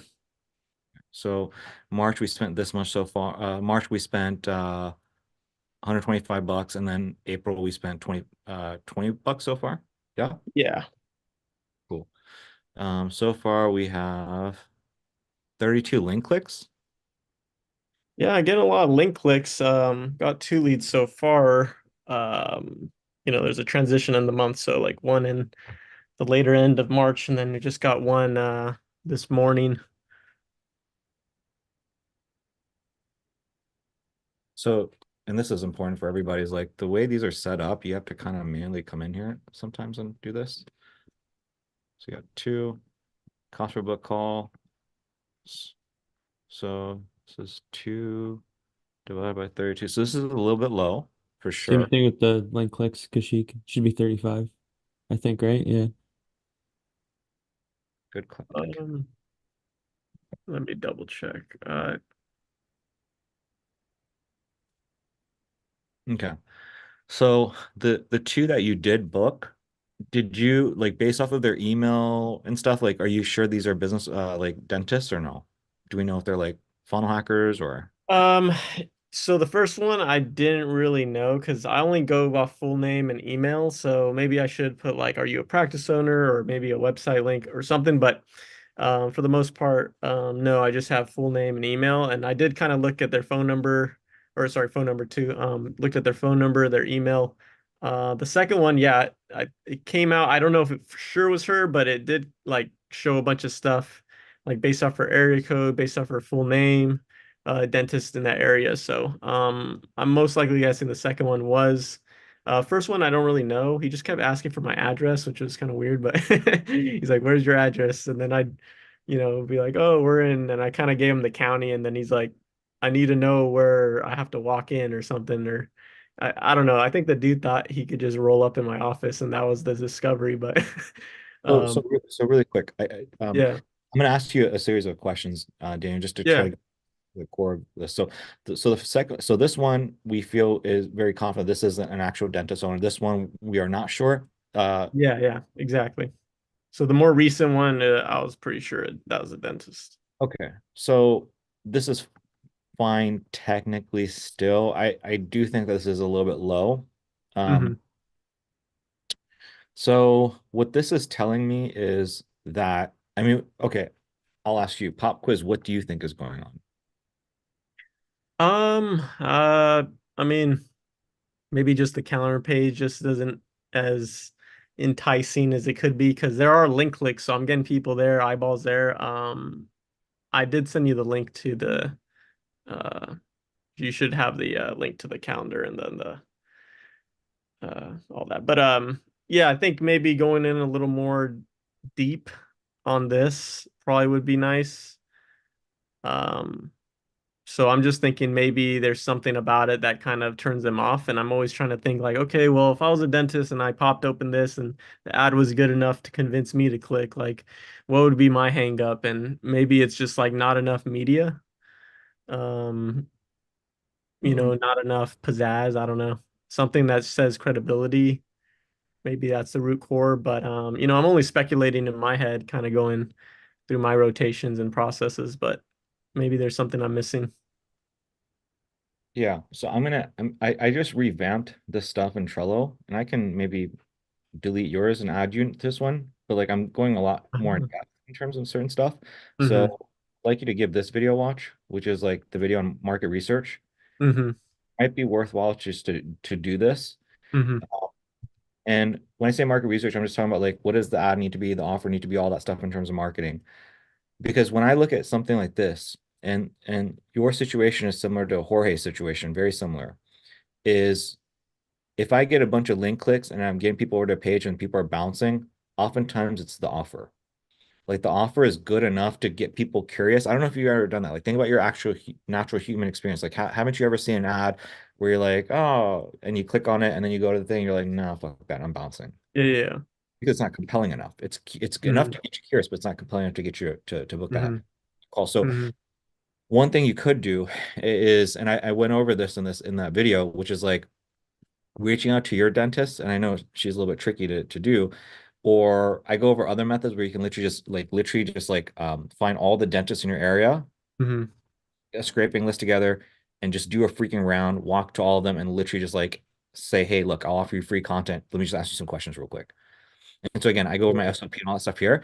And then one of the tricks is like literally, and I went over this, is like you literally come up with like a few different headlines. So A, offer one, B, offer, C, offer, D, offer. And then you let them tell you which one of these would you most likely click on, knowing what you know about me.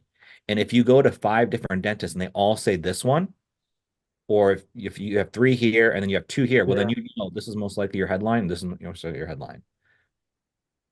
And so that's what I think it could be. I don't think it's your ad. I don't think it's the video. I don't think it's the copy. I think it could be the offer. That's what my theory is. Yeah, maybe the offer is kind of restated on the calendar page. I'm curious because I pulled a lot from Aaron as inspiration, right? From that, even the ad down to the calendar page and things like that. I noticed on his calendar page, it didn't actually match the wording so what was like above the calendar page, like that big text. He put like, so mine's like 20 Invisalign in 30 days, whatever. I think he had something similar on the ad saying like 20 or something in 30 days, but then on the actual calendar page, he put like 60 in 90 days. You think like a small tweak like that could be, because it's still kind of the same. You're just putting up the months. You're just racking up the months. So you're just saying, versus 20 new Invisalign in 30 days, you're saying 60 in 90 days, right? So that was the only difference I saw in his and mine. And, maybe I give that a shot too, because that kind of goes still in line with the original offer in a sense. I think for him, what the reason his ad I think works very well because he was using TikTok and AI. That was the reason As for the main. this. Because so many medical spas have been burned by Facebook ad agency owners, and they just everybody uses one. Like most med spas use an ad agency, and they're at a point where like they wanted to hear something new, different. Yeah. And so when they led with TikTok and AI, that's like what's doing the heavy lifting for them. They're not even freaking like they're like I feel like medical spa business owners are like immune or like not even immune, what's the word I'm looking for? Like desensitized to like whether you say 20 or 30 or 40, it's not gonna make a huge difference. What they want to hear is Invisalign, what they want to hear is TikTok, AI. They want to hear something different. That's what Yeah. they're and I think that's what did the heavy lifting for him. That's what I think. Yeah. If that makes sense. So versus I'm not sure eh, you know, I think we need to go to the drawing board and see what kind of other offers. The reality also is this is like if I were you, I would carve out the time to do that. Hmm. Also, just keep in mind that your numbers are still technically okay. What I'm doing is I'm focusing on like uh prevention as opposed to cure. Because right Yeah. now your cost for book call, even if it's 120, is still fine. Like it's still within normal ranges. Like I've seen people do up to $150 for a book call and they're still okay. Is this ideal? No. When I look at this number, to me, it's a little bit scary. Also, like the other thing is like if you continue to have a 33% conversion rate in the month of April, maybe that'll like substantially change this number as well. Hmm. So Sure. overall, like here's what I would do. I know I'm saying a lot of stuff. Overall, step one is I would again find step one is I would watch the Loom video Hmm. I sent over your way. Step two, I would carve out tomorrow or the next day to just scrap together a bunch of dentists and then Hmm. follow directions outlined in that Loom video to approach these people and just grab a conversation with all of them, ask them some questions, and then present some offers and then get that information from them. And then the next step in the process is we can come in here and then plug that into your page and see how that goes. Cool. And if Would I have to change sorry to cut you off, but would I have to change like the original ad if I go too crazy with changing the offer on the calendar page or? we'll see, we got to see what the offer even becomes. Yeah, yeah. Right. So this is literally something that just Jorge did. And so I don't know if Jorge's on this call, but we can talk to him about like seeing what he did and how he changed it. But Mhm. ideally, we can make small changes before needing to reshoot or redo anything. Ideally, we Mhm. don't to those level Mhm. that depth. And obviously, if by the time you do all this stuff, maybe in 4 days, 5 days, if this number jumps up to like 30%, well then all right, we probably won't touch it. We'll probably just leave it alone. And we'll have that data and we'll do what we need to do with that down the road, maybe, but maybe we won't touch this stuff. Mhm. I have a feeling, like, did you do anything different from March to April, by the way, or no, in terms of your ads? No, I haven't touched the ads, the campaign, the ad itself. I just been letting it run. Yeah, you know, I like to give good news, but these numbers tell me that we need to keep drilling the ads. Hmm. Or tells me that I don't think that it's going to go from 5%, or I don't think it's going to go from like 6% to like 20%, like here in a few days. I personally don't. Mm, Those are my thoughts. What are for your thoughts? sure. Yeah, no, I think those are good like next steps to try too, like to hone in and maybe it's the core offer, right? So yeah, I mean, I'd love to get into the heads and minds of these dentists to really just see what they would resonate with and without feeling like there's any incentive to choose any other option. It's just like a fun thing to pick, right? It's just like, hey, off the top of your head, like, or if you just saw this, like, show up on your. I'm sure I'm gonna watch the video. You probably have a way of doing it, but, yeah, yeah. I guess my only fear would be like, like changing the core offer so much that we reshoot. But I mean, shoot, I mean, I'm willing to, but like you said, like maybe just enough to where we have to tweak things versus having to change. Could be a good start. Yeah, it might be as simple as like, your video, let's just say it's you got a 1080 by 1080 video, and then maybe we just change the text here and we change the text here and then we keep the video, and maybe it's fine. Or maybe when you create the offer, maybe what we do is you just have like a voiceover and the screen goes to like, whatever. And it seems Yeah. like art seamless in terms of the video. Like that's a way we can tweak this up. Um, I hope that what I just said made sense. No, it totally makes sense. Yeah. Um, but yeah, I guess I could always message you to like because obviously I have to present them with certain offers and then it's like, hey, pick one. Maybe I show you first and then you let me know if that's a good variable to kind of like have on like a sheet to show them. And then Yeah, we move from there. more than happy to do that. More than happy. Sweet, sweet. Sure. Do you think that yeah, you have a hard time having a conversation with your existing dentist, right? Like what she wouldn't. Yeah, but I mean, yeah, and she's recently been going through stuff because remember she got back from maternity leave. She only had one like dental assistant that does front desk, does dental assisting. She's almost like a hygienist, and then she also does the calls. She's quitting probably because she's getting overworked. But so my dentist is just thinking about like, but you know what? I think she realized how much that she's been dropping the ball and dude, she's been booking like a lot of calls. Like I just see every single thing on her data sheet saying booked, booked, booked, booked, booked. And before there'd be missing data, there'd be leads that weren't even named. Like she's just skipping leads straight up. And now it seems like every lead that comes through the funnel has been logged, and there is like a corresponding note sheet saying what I did with them. So she's kind of been on a high lately. So I feel a little more confident to approach her on some sort of testimonial. And I was thinking about your pitch of how to do it, like the instead of just saying, "Oh, could you do one for me?" Like more like, "Hey, I'd love to get your thoughts," or "I'd love to interview you on, you going through our program." And I don't know, I'd probably have to really figure out how to say it, but yeah, I have been thinking about it more since, you did say catch her on a high, so I'm like, she definitely is on one lately, so Yeah. So the reason I brought this up is because of that, but then also just because of like the Loom video. Um, I think like the questions that I go over. So what I've done for you guys is I guess this wouldn't show up in your Excel, but I added an Excel sheet with these questions. So these questions that you can ask. Like, what is their revenue? What is their profit range? How long have they been in business? What are their desires? What's keeping them from achieving their goal? What have they done so far? What do they fear? What annoys them?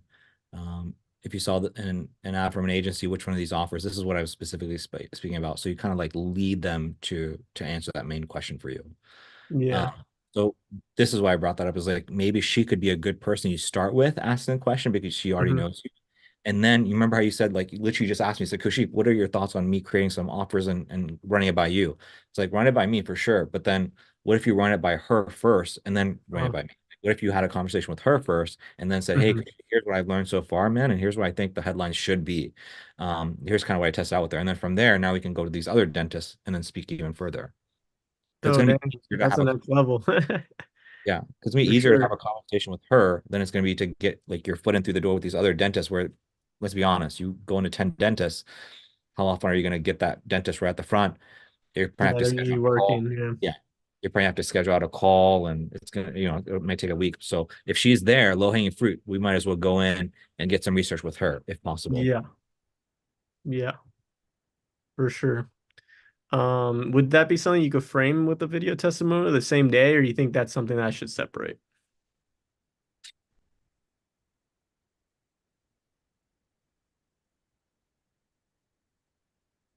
If you were to approach her and said, hey, Dr. Jane Doe, I'm doing this thing and I need some help for, our marketing agency. And I was wondering if, you could carve out like, 10 minutes or like 15 minutes.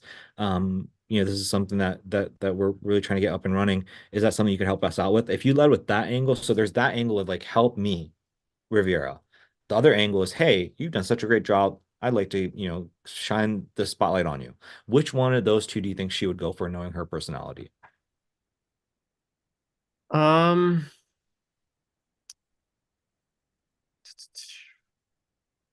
Probably the first one because yeah, probably the first one just based off her personality. If I really were to think about how she acts and is. Lead with- Um, So let's do this then. Lead with that and try to make it, urge her in a way where she's really doing you a solid. She's really doing you a solid. yeah. And you go in, do all this stuff. And then from there on that call, then you can push for the actual face-to-face Zoom where you do an interview. Like, dude, so imagine this. You lead with that. She says yeah to that. You have this whole experience with her. You're going over this stuff. You're like, thank you so much, Jane Doe, Dr. Jane Doe. You've been so helpful. She's gonna feel fantastic about all this. And then you can go in with like you can lead in with oh, by the way, this one thing that would really help for marketing is like being able to actually interview you. You've been crushing it lately. If I can maybe hop on a camera with you or do a Zoom call, then I think Yeah. that would work fantastic for us. Yeah. Now you say yes, so you're kind of getting a micro commitment to get her to do that next thing, and then boom, now you have. Mm-hmm. Exactly. Like right after, while Yeah, she's kind of gone through this,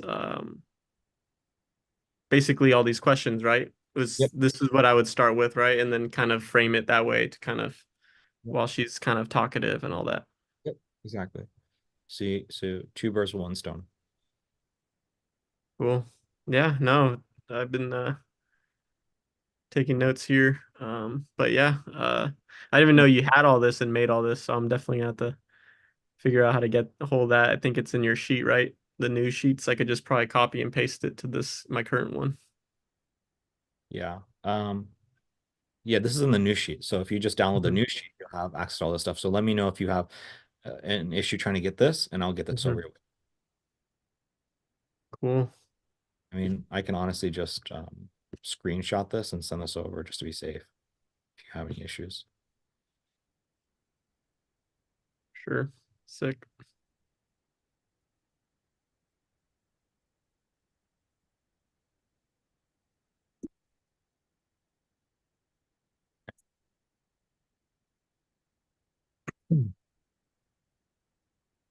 And then if you want to take a step further, what else you could do is before the actual Zoom call with her, you go into her office and set up a camera that's out to the side. Uh-huh. And so now like that's like the professional video, and then you got your Zoom with her. So you got two in one. So the camera would be in my room? No, so what you would do is uh you would go to her office and then Yeah. you would set the camera up out to the side or in front of her or Uh-huh. whatever. Mm-hmm. And then you would go back to your office and, you know, have a conversation with her or whatever. And so now you have the Zoom recording of you back to back with her, but then you also have a camera to the side. Okay. So you have like the professional type of look, whatever that you can use, and then you also have like the Zoom type of look that you can use in your marketing. So, but yeah, I hope that this all helps, man, in terms of like giving you a little bit of guidance. I know I threw a lot your way today. No, it's good. No, it was good. Kind of know the next steps at least, because there's so many ways. Like, I'd probably be lost without this group and without you, because I get into that analysis process. I think we talked about last week, but it was like, there's so many options. There's so many ways to go about, like, like there's a problem and then there's 20 solutions, and sometimes I just drown in the opportunity. So as long as I have some understanding of the next steps and they logically make sense, like, it makes it easy for me to put two and two together. So Yeah. Yeah, man, I'm glad it helps, dude. It can be overwhelming, man. I know. But I hope this makes sense. And also like the second thing is like, the 1,000 reach. I kind of went over this as well as like, for you, the main thing is just,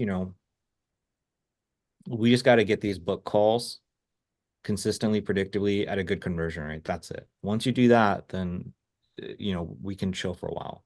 And so right now, without making this, overwhelming, it's like step one, watch the Lumen video. Step two, let's have a conversation with her, see what you can find out, get back to me, let's tweak up the offer, tweak the ad slightly. From there, see what happens there. If that doesn't work for some reason, the next step in the process is what we're gonna do is we're gonna go explore a different kind of funnel. So there's different kinds. There's lead form funnels, there's messenger funnels, there's different kinds. So we'll explore that down the road if we need to. So that's step by step. And then the idea is one of these, we're going to have consistent discovery calls booked for you. And when we have that, we can breathe for a little while. We can chill for a little while. Make sense, Daniel? Feel crystal clear for now in terms of what you oh need? yeah, for sure. Okay. Thank you. You're welcome. So we'll circle back, Dan, if you Rivera, if you have more questions. Okay. Cool. Thank you. All right, who do we got next? Mr. Hill, you here? Okay. Yes, I'm here. Oh, brother, man, how you doing? I'm fantastic again. This is a quick funny story. I sent 0.2 ETH to the wrong address and they actually sent it back. So I'm stoked that I got that money back. What? That doesn't happen. I know, it's crazy. It's crazy. Did you get any kind of a message or anything like that, or you just found it back in your wallet?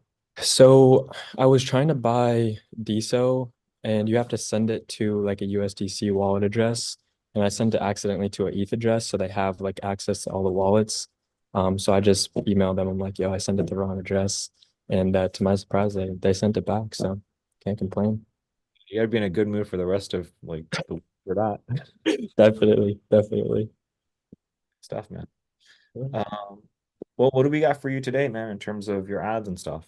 Yeah, so I ran the ads for maybe Sorry, Ethan, I don't mean to cut you off, but like really quick, my response to you, or you haven't read that yet? Yes, I did. I had a chance to read it, so we can start from there. So yeah, I've been running the ads for about 4 days. And when I was creating the campaign itself, I guess I must have clicked on like optimize for link clicks or something like that, which is why my CPM is so cheap. So I was kind of looking for some help in terms of just optimizing those, getting them up and running and optimized for scheduling calls specifically. Yeah. So that's what the issue was then, right? Yeah, I'm assuming so. I mean, yeah, I mean, I only spent $60. I'm assuming I probably should have gotten a call or two, if I was doing it in the right way. So, yeah. Oftentimes I can tell, and as you get more experience, you can tell just by the CPM. The CPM is just like a dead giveaway. When I saw your CPM of $10, I'm like, dude, wedding filmmaker is at least $30. And it's actually almost like the optimize for link click. So in terms of like, is your question like how to set this up, or Yeah, if you don't mind, if I could just like share my screen and you could help me run through this super quick, that'd be great. That's kind of the only bottleneck I currently have at this point. Yeah. So why don't you go ahead and share your screen and we kind of walk you through it. Sweet. All right, so I set these up pretty much optimized. So I got 103 link clicks, which I guess isn't the worst. Cost per click was 60 cents. That is the worst. Is the worst. And when I say that is the worst, there is such a thing as too cheap. If your link clicks are less than $3, they are too cheap. You Fair are enough. you are buying into a shit coin is what you're doing. Total degenerate. Okay, yeah, fair enough. No, that totally makes sense. Yeah, I when I was seeing it, I'm like, this doesn't make sense. Like, I don't understand why I have 100 people saw this and clicked. Like somebody who's even somewhat interested in this offer should have scheduled a call. So yeah, definitely makes sense. Results column, the results column that you see right now, that's what that tells you what you've optimized for. So the reason leads on the other one is because you optimize for lead at the ad set level. This one you optimize. Okay, got you. So I just set up a new one earlier today, but I didn't really mess with it too much. Should I just create a new one, or what do you suggest? So if all the, I mean, we can just create a new one from scratch just real quick. So you not a campaign. You don't need a campaign. Okay. Actually, let's go to your campaign. Yeah, click on that.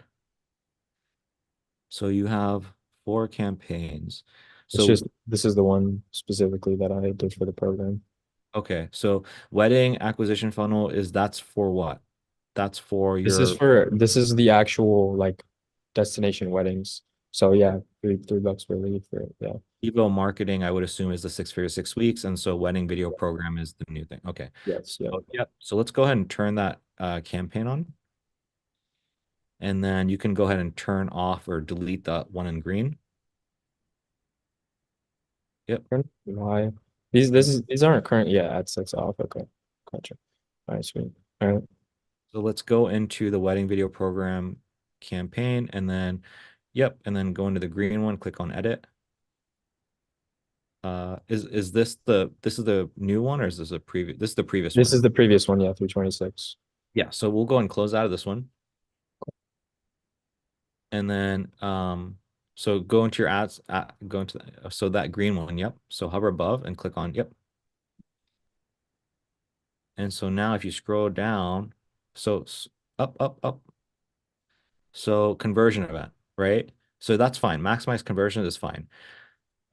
If you do, there is a difference between maximize conversion and maximize volume. If you just want to just like get as many people to book a call with you as possible, you would switch to volume. But I like conversions. Yeah, leave it on conversions for now. That's something you can explore down the road. I just want to share that with you really quick.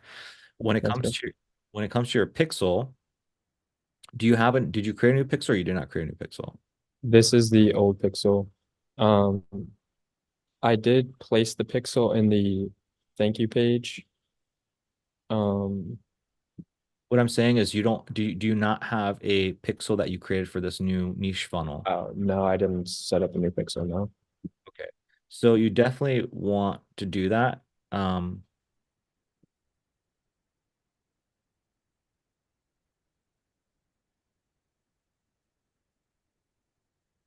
Should I make it the page itself or just like the calendar page? Is it asking you for just the domain, or is it Just the domain, ethanhill.co is what you type in. Okay. Not the HTTPS. It won't read the HTTPS. And like, do you use this domain for anything else? No, just for the 6 figure 6 weeks. That's it. So I mean there are technically some pixels already on the page itself. Okay. Because you should have one pixel with one domain for this new business venture. Yeah, I can get a new domain. I can set this up. Yeah, because honestly, yeah, what I did is like on the 6 figure 6 weeks, there's the calendar page, so I just put it right into there. But I can get a new domain and have a separate site if needed. Yeah. What we can do for just for the sake of this call is I can help you set it up, and then you can tweak this stuff up if you want. It's up to you how you want to do it. Definitely. I need to come up with a name and whatnot. So I would probably want to get a domain that's the same name. So I can do that after the call. But for sake of this, I guess let's keep running with where you're at. So if you go back to your ad set, Okay. So let's just leave it there for now. Let's just leave it. It's fine. Okay. No, like put that. Oh, put you Yeah. Boom. You're good. Conversion event. So this is the part that tripped you up last time. So where it says conversion event. So that scroll up. So yep. And so this is the thing. So what you did last time is you had link click. What you want to do is optimize for lead. Boom. And that's it. Everything else should be pretty much the same. Again, you want a Facebook page, you want an Instagram specifically for these things. I had it running to Facebook and Instagram. So yeah, you have it using Evo marketing as opposed to like a specific, wedding type of Yeah. And then is this ad set something you just duplicated? Yeah. So yeah, This is duplicate. everything looks fine. I mean, if you go into audience controls, you definitely I lied. That's not true. This is this is a new one, so I'd have to copy this stuff over. I'll do this after, but just to get a sense of what I need to do. Is everything else essentially the same? Yep. And I'll send you a video where I literally just set up an ad set. Okay. It's brand new, and if you watch that video, that'll walk you through everything you need. It's a new user platform or user interface. Gotcha. That's great. And then in terms of like coming up with a name, do you have any suggestions in terms of how I should go about doing that, or what you would recommend? Yeah, like I like rapid bookings, but I don't think that it tells you enough about what niche it is. Like rapid bookings can apply to like any it's clever, but it's not like, like cinema marketing tells you it's about cinema and marketing. So if you can do something, if you can tie your name to weddings, that would be, I think, a good place. I personally, I probably wouldn't do videography because then you pigeonhole yourself just to videography. I think opening yourself up to photography could be a smart move. So wedding, I don't know, weddings. Something weddings, sure. Something with weddings and marketing. Something with wedding and that's what I'm gonna brainstorm on this call, and I'm gonna at the end of the call get back to you with some examples of what might work. Yeah. Something with wedding, something with marketing, and try to keep it short and simple.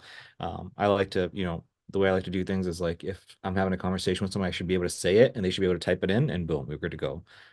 That's kind of my test, if you will. Right, so I can do that. And then, oh my gosh, this guy, I forget what's his name again.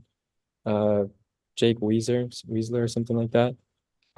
They for whatever reason have been creating new ad after new ad, and they keep targeting me specifically, and it's like I'm getting a little bit of like what's that terminology where you don't feel like you have the right skill sets to be doing this, because you feel like you have imposter syndrome. Is that what you're saying? Thank you. Like watching their videos and like everything that they've already put together. I mean, of course, they've been doing it for a lot longer, but it feels like it's difficult to compete when we're marketing to the same specific audience. Like why would somebody care and want to work with some college student compared to this guy who has got crazy work, the testimonials out the wazoo, just like we got a team member as well, so more minds together.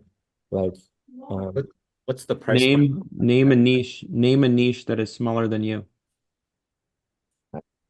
That is sure. I mean, yeah, there's always going to be like dominant people in these niches for sure. I don't disagree with that. But I feel like, what is the pop quiz really quick, just so you know, and this is important. You just learn these things over time, but like, what is the price point of this?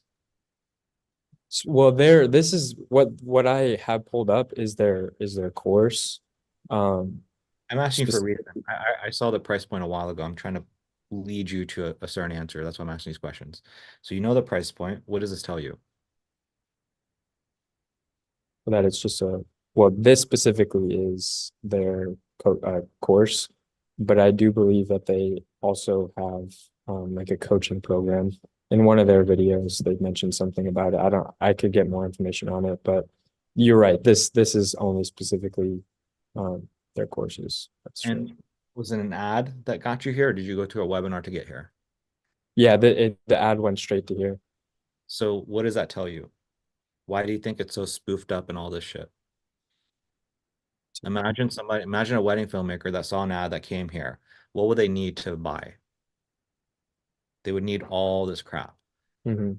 If I'm a wedding filmmaker, I would need to see a crazy cool ad. I would need to see this because there's no human element here. And I'm being asked for $9.97. You know what I used to do to charge people $9.97? I used to go to like a freaking 1 hour webinar and have bots and automations and an assistant talk people, all this crazy cool shit just to get people to buy a $9.97 thing. So the fact that they're even doing this and it even works, and I promise this will stop working because I see it all the time. It'll stop working if it's already not like making the money right now. I wouldn't be surprised if they break even on this and they try to sell a certain percentage of people on their coaching program. You really think something like this? I mean, obviously this is a high ticket like digital product, but I mean, you really think they're not going to be profitable? Like 1,000, like really? Like even with I sold something for $500 and it cost me $100 in ad spend. I changed my pricing from $500 to $1,000. It cost me $300. After a few months, you know how much it cost me to sell a $1,000 thing? It cost me $1,250 to sell a $1,000 thing. That's what happens with ads.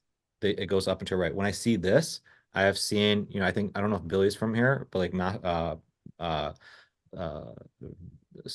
Real Deal Video Strategist Club, Micro Content Mastery, they do the same thing. They run ads to this page, and I always see those guys die after 6 months. It's because this kind of stuff only works for about 6 months because ads are so expensive. This kind of stuff doesn't actually work. So you're getting like imposter syndrome and all this shit from a group of guys. They're gonna like die sooner or later with this page, unless they have a higher end package that they're breaking even on purpose. And if that's so, I'd give them kudos for that. Sure. And you also have to give them some credit because like these guys have great personal brands. Like you can't argue this guy's made a lot of money just from his personal organic outreach on Instagram and YouTube and whatnot. So I mean, I'm sure they're getting a lot of interest and a lot of people. I mean, I don't know really how much they're getting from it, but they do have that element of organic outreach as well, which is incredibly valuable. Yeah, what ultimately what I'm trying to do is I'm trying to get you to see that your marketing and your funnel does not compete with this stuff right here. I know it might feel like it, but it's not, because you're not selling a front end course for $9.97. If you were selling a course for $9.97, like Ethan, your marketing has to be on par with this, if not even better, is what I'm getting at. Like selling some shit for $9.97 from an ad to a page is like hard as fuck. This is the hardest shit you can do, like literally in the game. Wedding filmmaking to a page, selling something for $500,000 is literally the hardest thing you can do. Mhm. So like you should not expect to try to compete with this kind of stuff. Like it's not very practical to do that. Fair enough. Fair enough. And then my next question was, I know you're not a firm believer in school. Neither of you guys were super stoked about school. I keep seeing, and again, this is just the facade of social media, but I keep seeing a lot of guys making tens of thousands, hundreds of thousands of dollars from school, and more specifically, creating courses for people and then taking a commission on it. I think I brought that up to maybe you or Mason at some point.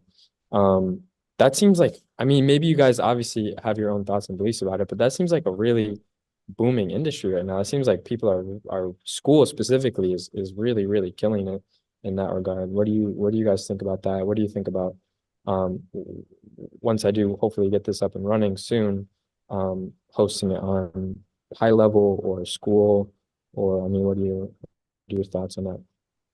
I mean, I'll let Mason speak on it, but like, I'm happy to share my thoughts, and I like to share my thoughts by just asking questions to help you kind of come to a conclusion. I feel like that's much better than me just like telling you certain things. That's what I was trying to do with this wedding stuff. I was trying to ask you questions so you can kind of come to a certain natural conclusion, as opposed to me just telling you something. Of course. I mean, like, yeah, so my question to you is like, what do you think is going on and why do you think it's valuable and all that stuff first before Mason chimes in and then before I chime in? Well, I think there's some level of like virality because I mean, everything on the internet, to get traction has to go viral first in this day and age. So I think Alex Hormozi, like absolutely promoting the shit out of it, is absolutely killing it. And then also the concept of the interface from what I've seen is super user friendly. It looks clean, it's sleek, it's sexy, like TikTok, for example, right? So that's kind of attracting a lot of people. And then the idea behind like personal brands, just like monetizing it. Like I'm sure a lot of people here have paid for like private Patreons or Discords or Telegram groups or something like that. And I feel like this is just another way for creators and people to monetize their brand in just like a clean cut, really sophisticated way. So I don't know. That's my thoughts. And like if like I literally saw a dude earlier today who was making 70 grand per month because he has a great personal brand, and a bunch of people funneled through TikTok organically, talking headshots of him providing a ton of value, and people want to learn more and go straight to a school program, and people will happily pay 15, 20, $50 a month for more of that person. And obviously it's not like a long term specific thing, but I don't know. I feel like if you hop on trends early, you can really ride that wave for a while. How do you plan on, like, how do you see school helping you and what you're doing here? Like where would you use it? Where would you leverage it? Like, you've got your 25 millimeter, you got your 20, 200 to, 70 to 200. Like there are specific times 70-200 versus a 35, right? So let's just say this is 70-200. Where would this fit in terms of your overall strategy school? Well, I know that having a course material, like when, if you're gonna provide coaching, if you're gonna have someone at point A and get them to point B, you need that coaching material, right? So I don't know. I feel like, how people are always talking about like that unique value proposition. Like I remember in one of your coaching videos specifically, you're talking about, people are just saying they're gonna run TikTok ads, whether they're profitable or not, but it's new and it's sexy, and people like new and people like sexy. So like that is like a unique value proposition to get people through the door. So I don't know, like I maybe I'm just thinking too deep into it, but I feel like there's definitely, if I were to post 100 talking videos of me talking about wedding videos, destinations, traveling, I don't know, how to close more clients, this and that, blah, blah, blah, blah. And people are like, oh shit, he's got a lot of value to add. And you click on my TikTok page and there's a not a LinkedIn, a link tree. And on the top one, it's, to go to school, and people like, oh, it's 15, 20 bucks. You get 5 videos to go viral, and 5 million people see your videos, and 300, 500 of them buy the course for a month or two. Like that's a lot of money. That's a lot of cash. So I don't know. That's kind of my thought process. So I don't really know. That's what I have to say about that. So what you're talking about, so I will tell you straight up that like I am, because I'm so involved with, like, this is all I see. All I do is I interact with people that sell courses, coaching. That's like all I do. And so I see a lot of people that are like, I hear what they're doing. I see what's going behind the scenes. Like Ravi Abuwala, for example, this guy's got a 8-figure business, 8 figures, 8 Mhm. figures, relatively high profit margins. And he was talking about how he opened up a school and it's doing like, I don't know, 40,000 a month or 20,000. Right. You go, wow, that's insane. Right. Right. But for him, it's chump change. It's nothing. Sure. Because why? It's an 8-figure business he has. And I don't even know if it was 40,000. It was like maybe 20,000. Mhm. And so the reason I share that with you is because he doesn't make his lion's share of the business from school. Right. It's like for him, for him, again, what is 8 figures? 8 figures is like $1 million like a month. $1 million a month divided by 30 days is like what? I don't know what that number is, but it's way more than 40,000. Yeah. Like 760, 50, something like that. That's fucked.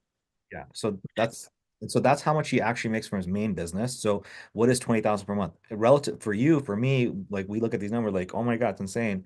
But like for him, he's gonna look at that number like it's chump change. And it is chump Sure. change. And I'll tell you what he says inside of his community, and he says, inside of his mastermind is we're doing this, and we're here because of Hormozy, and we fully don't understand why we're doing it. Like he will say that. An 8-figure Sure. business. He says that what they're doing is they're doing this as a long-term play. They're doing this as a long-term play. Another person that you might know, his name's Dan Henry. Dan Henry, same thing. He has his own school community, and he says himself, literally, and you can watch his marketing, you can watch his YouTube videos. He'll tell you, we had the school thing, we have that going, but we're using that as a long-term play. A lot of these guys the reason they're hopping into school is the ones that are hopping in. There's two kinds of people that are hopping in. One kind of person is your Dan Henry, your Ravi Abubala, these people that have like, 8-figure businesses, Mhm. and this is a long-term play. It's And people that already have a community. Right. they have a big they have their optimized selling machine, OSM, optimized selling machine. That's your funnel to generate leads and sales. They have one of those already, and they're making a tremendous amount of money, 7, 8 figures. And then they use this as a long-term play. And it's kind of like what you're talking about. It's kind of like this hot thing. They don't know where it's going to go. It's like buying Solana at $20. At 20, you know what I mean? Like, and it might fucking rocket. Like, that's what it is for these people. These are the guys that know what the fuck they're doing. Mhm. Then you've got these other people, the second group of people that these are people that are good business owners and they're good with paid ads. This is our world. And then you've got these people that are your Andrew Tates. You got your Andrew Tates of the world. You've got your people that are really good at content. You got your, Hormozi falls in both categories, obviously, but you got the people that are just like very good at creating viral type of content, literally what you're talking right now. Those Mhm. people have the schools, like for example, Hamza or some shit. I forget what his name is. He's like one of the bigger school guys. Got a really big YouTube platform. Mhm. Like those kinds of people, they're not businessy people. They're just really good at being social media influencers. And so what they do is they create the content, they get people into school, and like that's their business. These people, it's fucking icing on the cake. These people, it's like that's the livelihood of the business. That's what they're trying to do. They're trying to get to 20,000, 40,000, 50,000, 100,000 per month through the subscription. That's all it is. And Mhm. so uh for you, you're kind of talking like these kinds of people on this side. And Definitely. so, yeah, and so if you do that, there's nothing wrong with doing that. You're more into the course side.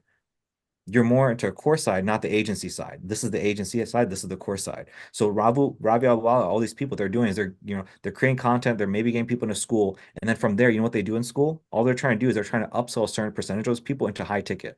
And a lot of these people, that's all it is. And a lot of these people, what they're telling, the reason they speak the way they do is they're saying nobody has. Now, I'm not gonna say nobody, but a lot of people have not figured out how to turn people from these school community purchasers to high ticket. The people are still working on it because it's so new. People are still trying to figure out the marketing of how to sell people from low ticket to high ticket. These people right here, that's all they care about. They don't care about the 20,000 per month. These Mhm. people, all they care about is the 20,000 per month. Sure. It's two different kind of things. And these people here are like, we stay in the same psychology of like, hey, dude, like you can get people into like a Facebook group and nurture them and sell them, or you can get people into school and nurture them and sell them. It's the same shit. We all view it the same way. So for me, it's like I'm not gonna take the time and energy to try to figure the school out. For me, I'm not against it. I'm just saying like I would rather let Ravi Abubala or Sam Ovens or Dan Henry figure that shit out and then let me know. And then once they let me know, maybe I'll go do that. Sure. I So gotcha. so I don't know, like I could say more stuff, but like I hope that just like logically makes sense. Like in term, like if you like again, it's two different identities. One identity is Ethan the course seller. Ethan the course seller who does not want to actually build an actual agency, sell high tick, all this stuff. Like, yeah, do the school thing for sure. Well, you could start out as a low ticket and go to high ticket, right? I mean, that's how a lot of us entered through here. I know that I had to pay you $47 first before I paid you the full thing. So, I mean, I don't know. Obviously, like from the last coaching call, it was more the consensus, like the coaching, or sorry, the videos and the course comes kind of after you get people on and you decide, oh, this is the type of coaching that I want to give them in video form. So I don't know. I guess I'd like to stick to that still and get better at high ticket sales and running the ads. That's obviously that's going to be the main priority while working with you guys. So Really, like, do you want to be an influencer or do you want to be a business owner? I know well, it sounds short, very short, but I can tell you from my experience, that's all it is. It's do you want to be a course seller? And that's Parker Walbeck. Like Parker Walbeck, you cannot get him to sell high ticket. And that's why, like he would use the YouTube, get people. He's not hopping, he's not building a sales team, he's not doing any of that crap, no matter what. He's a great business owner, but he's not going to do that. And so for him, he's like a school guy. yeah. You know, um, but I know it sounds like cut and dry, but like that's ultimately what it is. You either decide you're going to be an influencer or you're going to decide to do this thing. It's one of Well, those. everyone has to have like some sort of personal brand. Like you have a personal brand. Like I had to like want to work with you because I saw your Instagram and like you're like, oh, he's got a lot of value. I want to work with him. So like there can be like a happy medium, like a healthy, like posting valuable content, but not making it like the sole source of how you're getting clients. And I think this is kind of what they're doing as well in a way. Like you go on their Instagram, he provides a ton of value. He has testimonials, he has like really good work. So I guess maybe it's kind of a mix of both. If You got to be thinking like, and so when I was like using my hands and going like this, what I'm talking about is like, what is your main way to sell people? yeah, This definitely. one, you're running ads to book a call, you're hopping on calls, closing deals, you're building a sales team, all this stuff, right? Mhm. Or you can do what I do, which is like selling a low ticket thing and sending people. It doesn't matter. This thing right here, you're selling people by like the way you're doing it. Most people are they're trying to go viral. This is all paid usually. This stuff is organic and they're trying to go viral and go to school. So that's Mm. what I meant by like you're either being a business owner or you're being an influencer because these people are focusing on organic and just going viral. Mhm. People are focused on using paid ads. And the way to use paid ads, because ads cost money, is you have to sell high tickets. So therefore you have to have sales calls. I got you. Okay. It's Yeah, really about it's not yes, the branding, all that stuff comes in, but really the main focus is just like how do you want to get your customers? Do you want to get them this way or this way? That's really it. definitely. Okay. Yeah, that makes sense. Yeah, I definitely hear you. Okay. I might eat my words in a little bit, but like I think this whole thing is just a bunch of fucking baloney. Sure. Yeah. Love how the formulas you, but it's the shit like I don't here's what I will say. I don't want to this is the selling proposition that is very cool that I think based off of watching a bunch of podcasts and interviews with Sam Ovens. What he's saying is that like let's say you're on your feed on Instagram, guys. If you watch a certain piece of content, let's say, a lot of us will watch stuff on Camera Gear, whatever, you're gonna have a bunch of filmmakers on your feed, right? A bunch of filmmakers that are gonna be recommended to you. So that's why we all seem to follow like certain people like Matt Como and Colder and certain people, like all of us follow very similar people, right?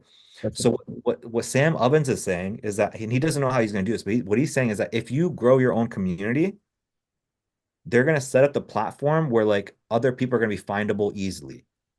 So it's like if you, Ethan, if you have like a banger fucking community of school for wedding filmmakers, then when these other people are on school with their own communities, what's going to happen is yours is naturally going to be promoted, and therefore people are going to hop into your school and then buy your thing. Why is this important? Why is this valuable? The value proposition here is that you don't have to spend paid money on paid ads, and you don't have to go viral on Instagram. That's Yeah. the problem that Sam Ovens is promising to solve, and maybe they will. I don't know. That's where I see school being like this crazy cool shit. It's like its own search engine optimization traffic source.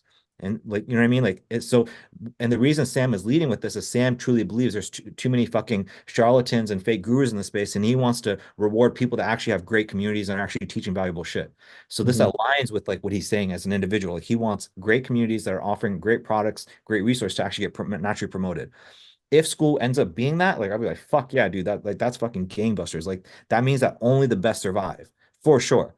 But do I think they're gonna fucking get there in a year or 2 years? I don't know about that. Well, I I'm gonna live my life never betting against innovation. And I think since they're one of the first to do it, I think the next rendition or whoever's competing against them is gonna force them to be better.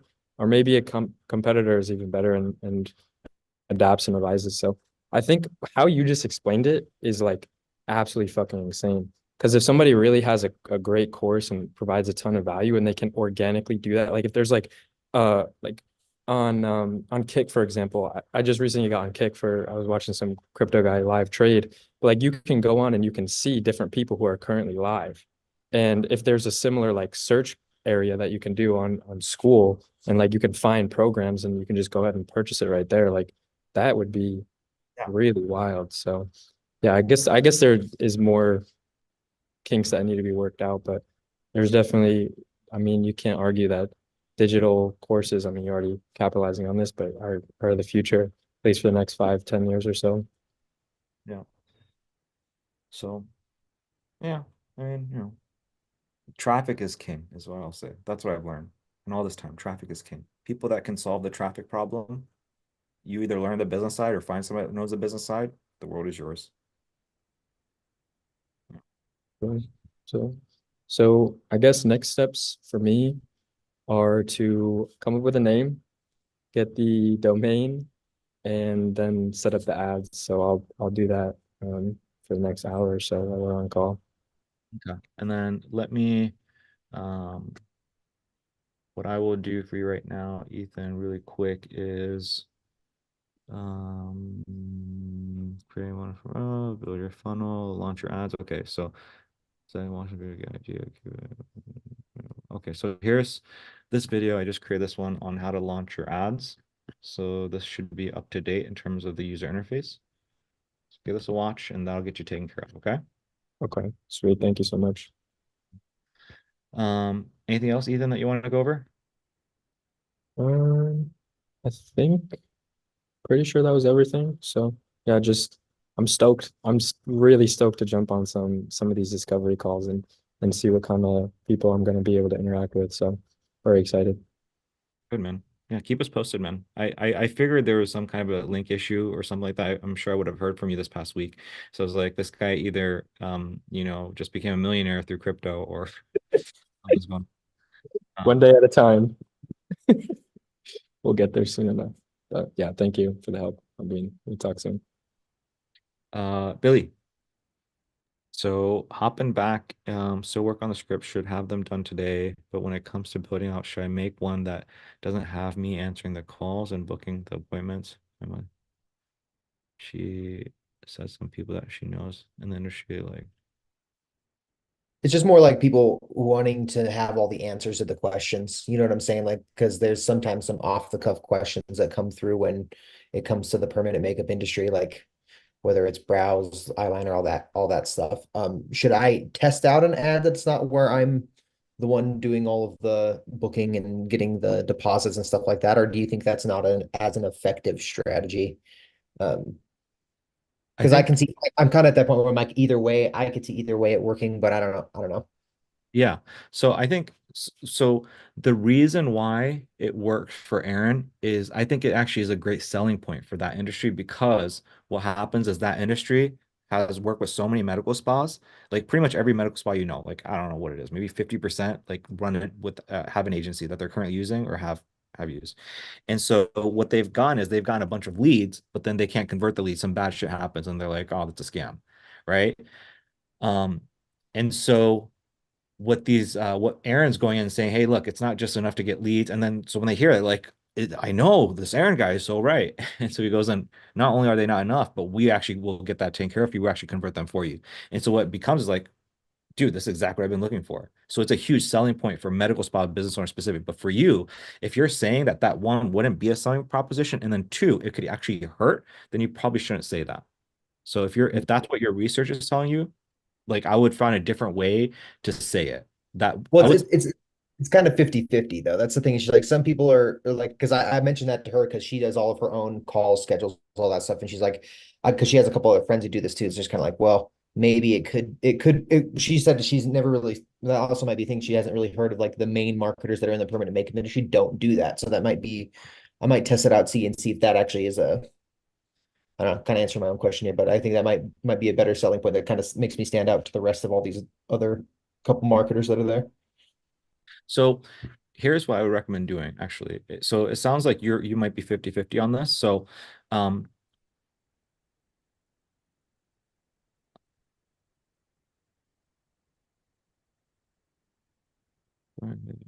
where is it? Write your scripts for your video. There. It's in the doing section. Which one is the one about the ad angles? It was the it's either 2 or 3. No, I think it was 3. This is game plan. 4 is conduct market research.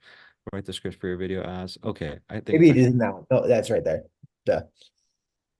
So have you had a chance to watch this video? Yeah, I watched all of the videos and stuff. So that's the thing. I was just trying to come up with like a different angle because there's a whole nother bucket of people that are like the super permanent makeup nerds that want to have their hand in every piece of this.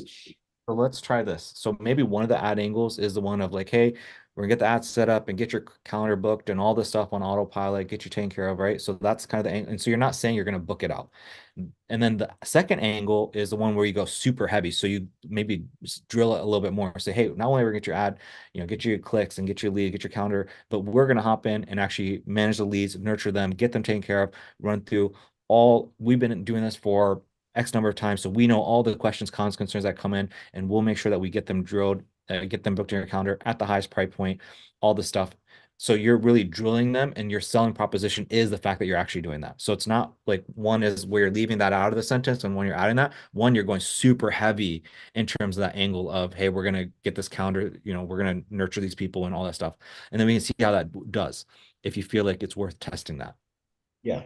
Cool. that's what I Sweet. would do. So Sweet. I would not, it's not as simple as like a red call to action button versus a green. Like one is a red call to action button, the other one is like a freaking thing that dances on the screen. It's like huge difference. Is Yeah. kind of what's to get across. Okay. Cool. Does that help a little bit, Billy, with that? Yeah, that's it. That's all I had a question for. I'm finishing all that stuff up today, so then I'll send that over tonight. Okay. How are you feeling about stuff? Good. I'm kind of that last little time crunch, so I'm gonna be able to once I get I have something to do tomorrow, and then I'll be able to let you guys review and make any changes. Then I can film stuff on Wednesday, and then I'll probably have something edited by Wednesday night and kind of going from there. But If we get them Oh.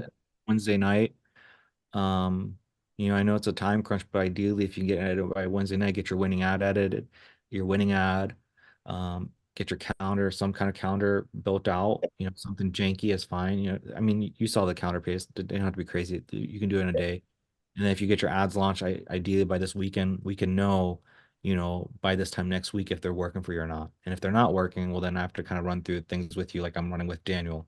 Ideally, we don't have to go that far, and ideally things are working right at the get-go for you.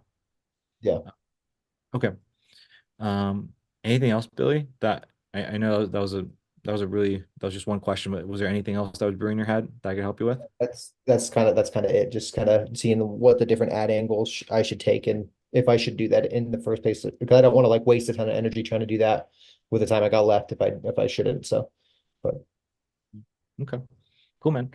Well, if you need anything else, we'll circle back if you're still hanging out. Or if you need anything from us, you just message us, okay? yeah, for sure. What do we got next? Jorge, you here?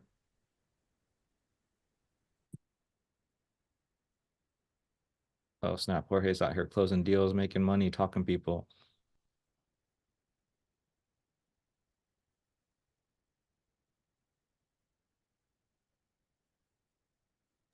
I'm here, guys. Sorry. We're good. What's up? What's up, guys? Chilling. Okay, so I answered your questions. Did you get a chance to read this stuff? I like skimmed over them quickly because I was when you answered them, I was driving. Okay. Cool. Do you want to maybe read through them real quick and then I can circle back to you, or do you feel or I can run through these with actually. If you want to run through them with me, that'd be cool. I'll Okay. mute myself so they're not yelling in the background. Okay.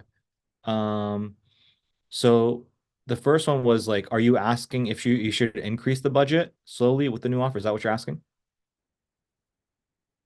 So yeah, I was asking like when I started with the new offer, should I start at $20 and then increase it on the every 3 days, or should I just start at a higher like $30? Oh, okay. Yeah.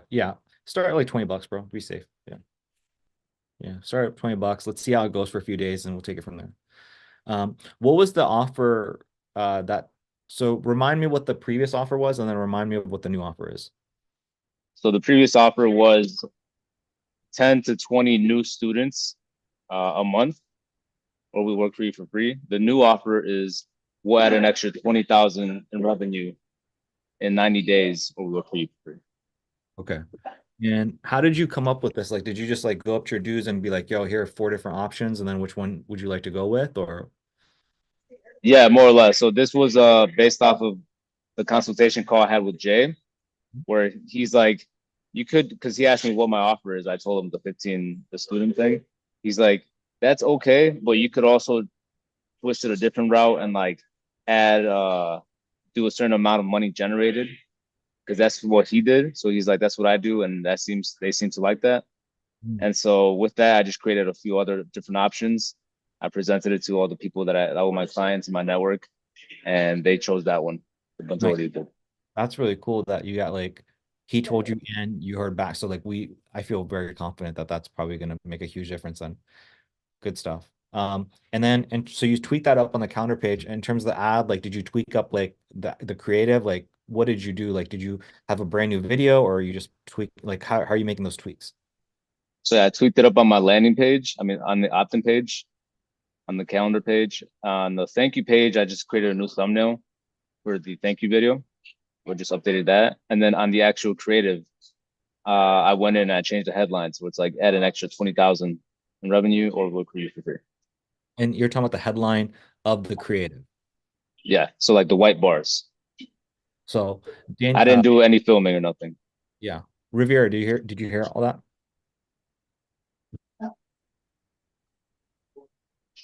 I can't hear you, Daniel. Sorry, I just missed the last part. Yeah, so I was just really quickly, and Jorge, I thought this would be valuable for Riviera. So all he did was he changed on the calendar page, the headline, the confirmation page, he changed the thumbnail.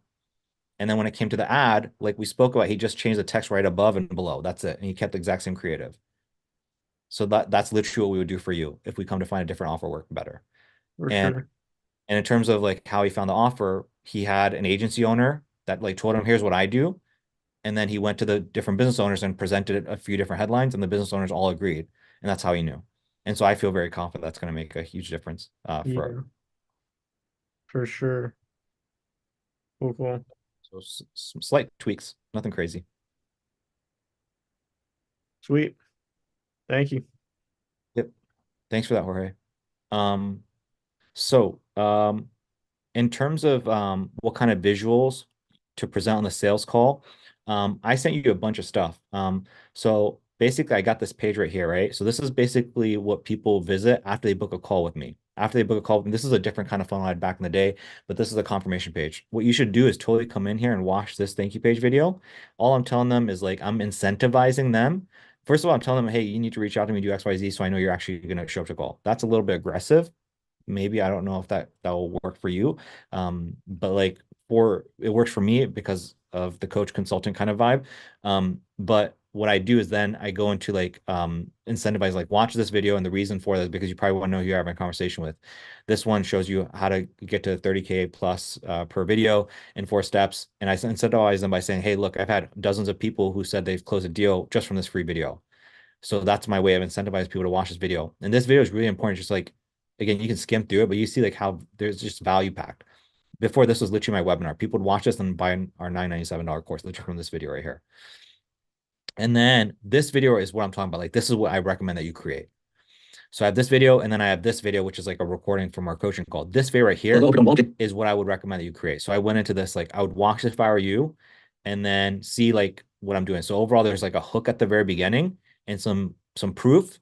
And then I go into like, I have like an image here. So I have like a visual image here, but then I'll show them like, okay, we have an opt-in page. And then when it comes to opt-in page, I literally run through the opt-in page. So one, I'm like overall, like I show you the skeleton, but then I show you the guts of the skeleton. I'm sorry, I show you the skeleton, which is this, and then I show you the guts, which is like me actually going to each individual page. And when it comes to even like, for example, when it comes to, let me see if I can find a screenshot here. A frame. So when it comes to like the DM text part, it's like, hey, so then what's going to happen is we're going to DM and text them. I literally will show them the exact script. So I hope that this is making sense. Like if I were you, I would visually show them the machine, and then I would go into each stage so that they become crystal clear on how the strategy works. So this is what I would recommend.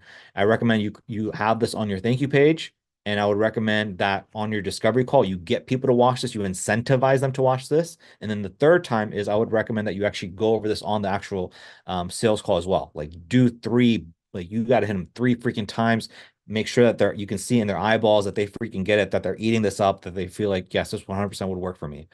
I hope that that answers your question regarding that, of like what content should be on here.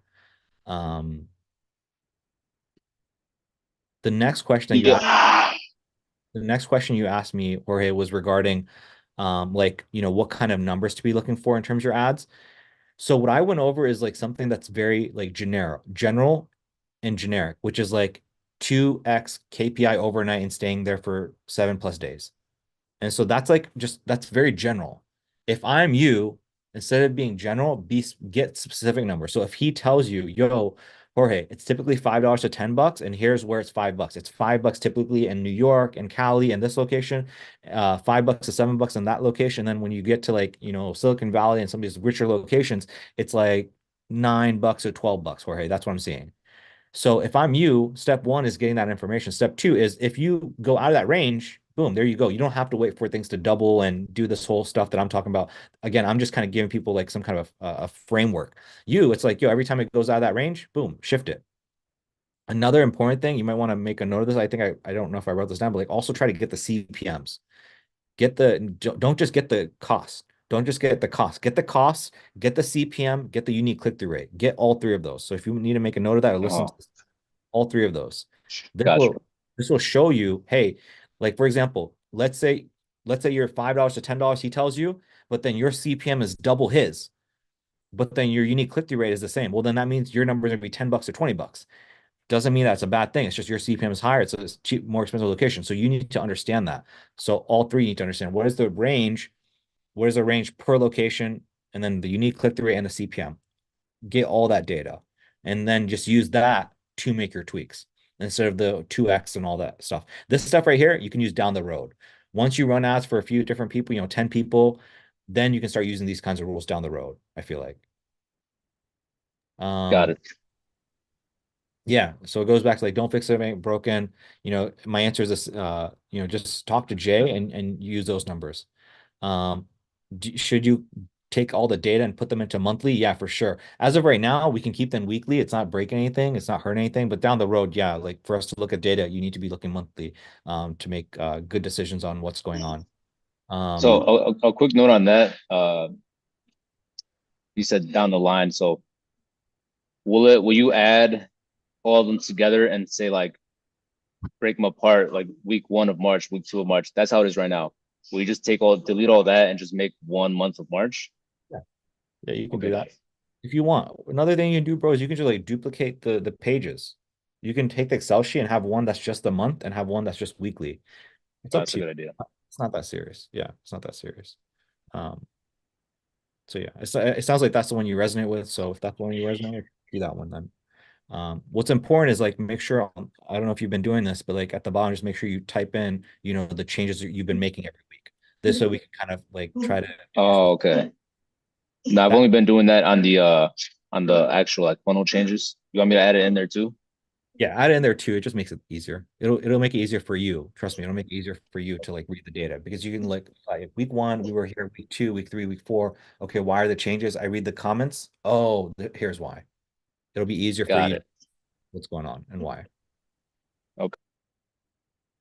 So that's pretty much what I went over in terms of my answers with you for you. What else is brewing in your head, bro?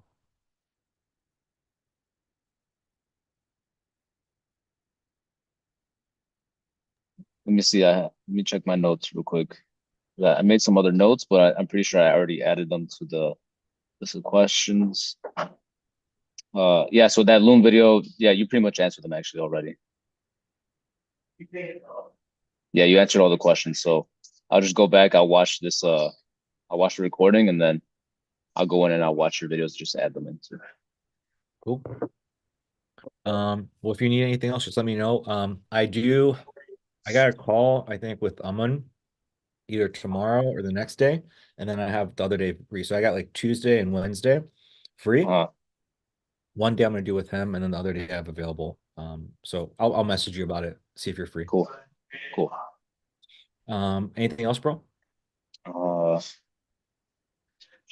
No, that's it. Just I'll be good to go. Like launch the new ad set, right? Mhm. Gotcha. If you want me to have a look, by the way, I can have a look. I should have your links, so I can have a look at your ad. And yeah, I mean, Yeah. Just let me know once you go live, and then if you want to send me a link to, yeah, just let me know when you go live. I have access to your Facebook and all that stuff, so I'll just check it out myself. Okay, cool. Yeah, that's it. Thank you, man. Welcome. Aman, you there? Yes, sir. What's going on, bro? How you doing? Chilling. Cool. Yeah, just a quick check-in. I updated the ads to have the hook variations. Um and today I got 2 book calls. And I got them for around Nice. $20. So we'll What see did how it goes for the rest of the month. What did you do different?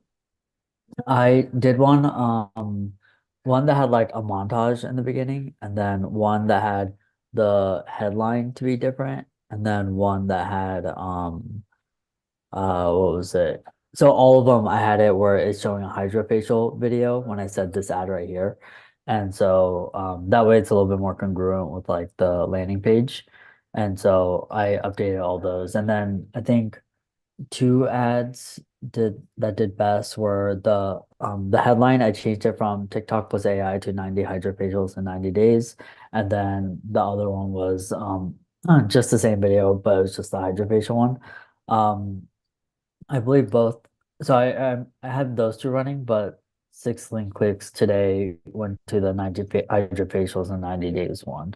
So I think those are the ones that I accidentally had my old ad set on, which had the same 2 ads on. So it spent like extra money today, but I mean it's still coming out like, $24 for booking. So um yeah, so I believe it's the banner one is doing the best right now. Nice.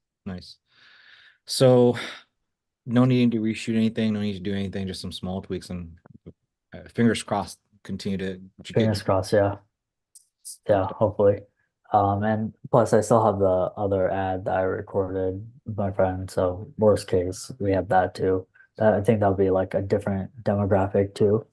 But yeah, we'll see. But I mean, yeah, I got 2 today, I got 1 yesterday. So I think it's looking a little hopeful. good. This month was pretty slow, so Yeah, music to my ears. yeah. I mean, yeah, if they work, if they keep working, then I expect you to get, a few more months of juice out of them. Yeah. Yeah, it's crazy how like some small tweaks can like jumpstart the vehicle. So, thank you for that update, man. Anything else that is brewing in your mind in terms of like maybe a question? I don't think I have any questions right now. Um, I booked a call with Aaron Wednesday, so I feel like I'm really looking forward to that just because I feel like I have so much more experience now and I actually like kind of know how everything works. So I think my questions will be a lot better. Um, so yeah, I'm really excited to kind of dive into that. And then yeah, I don't think there's anything specific When is on my mind. when's your call with them? It'll be Wednesday at 4, I believe. Cool. So I messaged you about tomorrow. I should be free at like 4 or 5. I don't know if that's too late, or 5 or 6. That's fine. Okay, cool. Cool. Yeah, but other than that, I mean, I have some other notes for like that call, but nothing like urgent right now. Recent onboardings, recent new clients, everything's okay? Yeah, like for Eye Candy, the new one that I had, she's been like out of the country and she's just kind of like I've been like messaging her, but like her staff is on Slack and they've been really good about getting back to me. So launched their ad. And I think I just launched it like yesterday or 2 days ago. Actually it might have been yesterday morning. And like currently their other marketing guy is getting around like let me see. He's getting around $20 per lead. Let me do the last 14 or last 7 days or something. Yeah, he'll get like 20 to like $90 per lead. My campaign right now is getting around $10 per lead. And then I saw the AI was like booking some calls. So I think initially that's already looking better. And I just set up the retargeting right now. So You're spending $90 per lead. some of the campaigns, they have so many campaigns though. Yeah, they have like one that's 19, but then there's one in the past 7 days that got like $90 per lead. Yeah, but their average, I would say, is around like, I don't know. There's some that's like, there's two that's 50.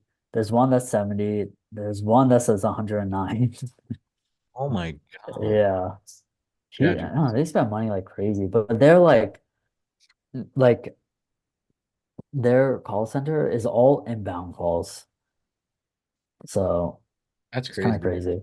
Yeah, I don't know what she's doing, but I don't know if it's just a good area or what, but something going on with this med spa. I'm like trying to like see how they're doing everything. It's not anything crazy, to be honest. It sounds like shit, actually. It sounds pretty shitty what they're doing. I mean, Yeah. they must have like really good, or I mean, what's coming to my mind is they got Google working, they got another paid advertising platform working, and or they got influencer marketing going, and or they got really good organic going, and or their back end is really good. I mean, it's one of these things it has to be. Yeah, Or I know like the marketer guy who like set up these ads. He's really good at like SEO and stuff, and like his strong suit isn't really Facebook. And I know like I think their back end stuff is pretty good for like their other services. I know for their laser facials, like they're not really selling packages, and they don't really have like packages. I think they have like maybe memberships or deals going on. I'm not too sure, honestly. But hopefully when she comes back from her trip, I'll be on like she wants to be on like weekly calls, which is good because then I can like kind of talk to her, see where her mind is at, how she like comes up with the offers, how she finds trends and stuff, and then I think that'll be really nice to kind of go deeper into that. But for now, like I'm gonna launch this. It seems to be going pretty well, and then I can like take their existing campaigns and I can like duplicate it and then just like tweak it up to how I think would run better, and then we would just split test it. So I think it's pretty chill right now. yeah, sounds great, man. I'm excited to learn more alongside you Yeah. about this spa. She's the one that has multiple other things, or she's the one that she just has like a big ass like $10 bajillion per year med spa. She has a few locations. She has like three. She's about to open a fourth. I think she makes like 5 million a year. So Yeah. So the reason I bring that up is one thing that's been really interesting with Adam and Tony is like 30% of the leads that they've been getting have multiple locations or like multiple franchise. And so I just bring that up because it might be interesting to have, if I were you, have a conversation with them and not even like just a, just to, just be like, chop, like obviously they're cool. They're going to be back here in about 4 weeks, but just to kind of keep dibs on what they're doing because yeah. they're really trying to figure out this whole thing of like getting one person on board and then getting multiple people on board. And so just hearing their experience could be good for you. Okay. Like right now, they just closed a deal with a guy that's got like 9. So it's like they've got one pet shop, one dog grooming company, and they got like 9 shops, and then they got a marketer running ads for like all of them or some shit. And like now Tony and Adam are coming in to like, crush the other dude and then try to take over all these other ones. So I think just like, just hearing from them and what their experiences are could be beneficial for Yeah, if they're like getting paid per location and stuff. yeah, like how they're structured Yeah. and seeing what we can learn from that together. Yeah, that'd be good. Yeah, I think in general, like stuff like that obviously has been a little bit hard for me to like figure out, which I'll reach out to. Another thing is like one of the new ones I got last month, um, or sorry, the month before, they like, they've been dealing with their own thing and then they like have been doing like a different clinic on top of all this, which is fine. I told them to just let me know. but they've been like just really bad about like being on Slack, and I kind of have to keep reaching out through like text. And this isn't like the only one. Like the same with like Naida from ND Med Spa. Some other ones I really tried to like drill it in, and like even on the call, like have them download it, get them in, and then like message them, and then like I'm like this we're all communication. Like I try to really like walk them through, and then it's very like I feel like I don't hear back, and then I'll like reach out to them, and then they'll just like message me through there. I'm like I try to even respond to their text through Slack and be like, cool, I respond to you in the Slack stuff. But she was just a little bit like not tech savvy, I guess. I don't know. But it's not like the worst thing, but is this one of the questions you're gonna be asking Aaron? it wasn't really like top of mind. If it's not top of mind, maybe don't worry about it. But like, if maybe put that on there is just to kind of, because I know he's big on communication. I know he's like had to learn the hard way, and I've talked about that. So maybe you can ask him like, hey, here's what I'm doing. Like, would you recommend doing this, or are you doing something different? How's that working for you? That could be worth a Yeah. conversation. Yeah, I mean, I think in general, I was gonna ask like how he communicates with his clients, because I don't think most agencies are using Slack for all their clients, especially if they're like 30 plus. They're probably doing more like emails and stuff. But of course, right now it makes sense because I'm like kind of getting a lot more hands-on feedback. Um, but yeah, I'll ask definitely like how he communicates in general with them, and then I'm really curious about his onboarding, like how he sets in. I'm really curious about how he like qualifies as. I know one of them was like they have to be making 7K a month to qualify, and it kind of makes a little bit more sense now. But to like how he like qualifies them by like what services they use, like if he only chooses like people within 4 buckets, or if he does any kind of like figuring things out and stuff. But yeah, I'm really curious. Keep me posted. I'm sure he does. Yeah. He kind of hinted that he did on that first call with you. He said like, I disqualify people if X. I forget what it was, but he said that. So Yeah.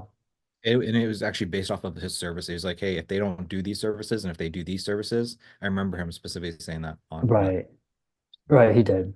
Yeah. So, yeah, I guess I'll just learning more of the playbook for those, and what kind of visuals.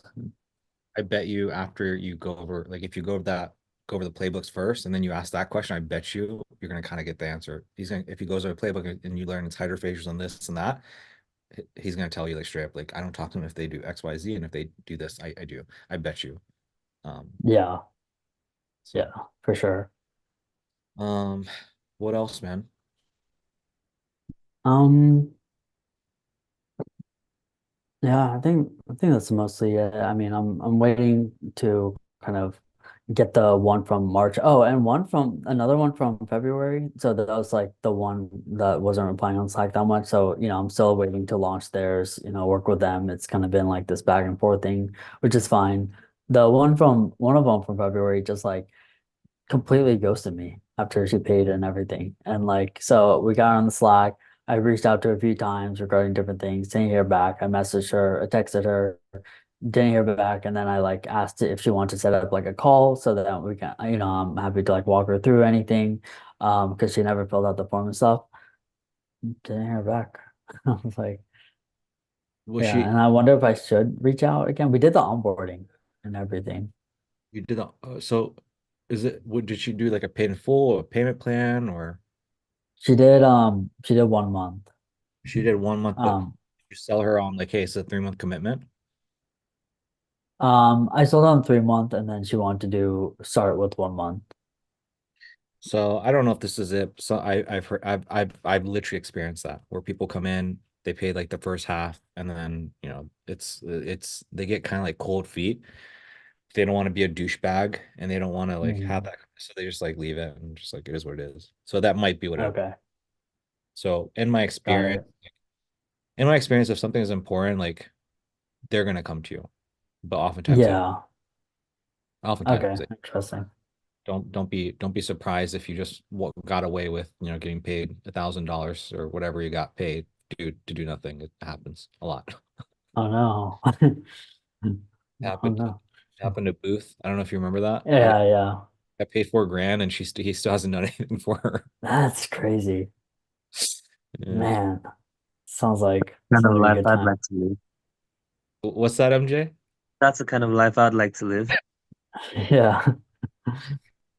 What do I have to do on my marketing and sales to get more of that? I think My we dream should- clients. Yeah. we sell the crap out of them and then you scare the bejesus out of them on your onboarding. Maybe that's what Yeah. I think that's what I did on accident. maybe we try that next time on purpose. Yeah. Yeah.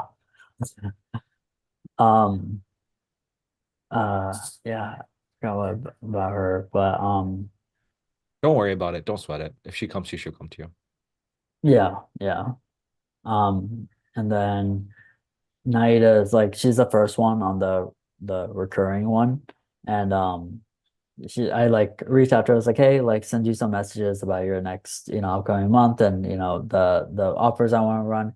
She's like, okay, like I had to like text her because she didn't go to the Slack, and she's like, oh, okay, like thanks a lot, and she doesn't respond to them, but this payment come through. I just want to like make sure that I just didn't catch her off guard, even though I like really stated it multiple times. But I just want to make sure that like I reached out and was like, hey, like this is the plan for next month.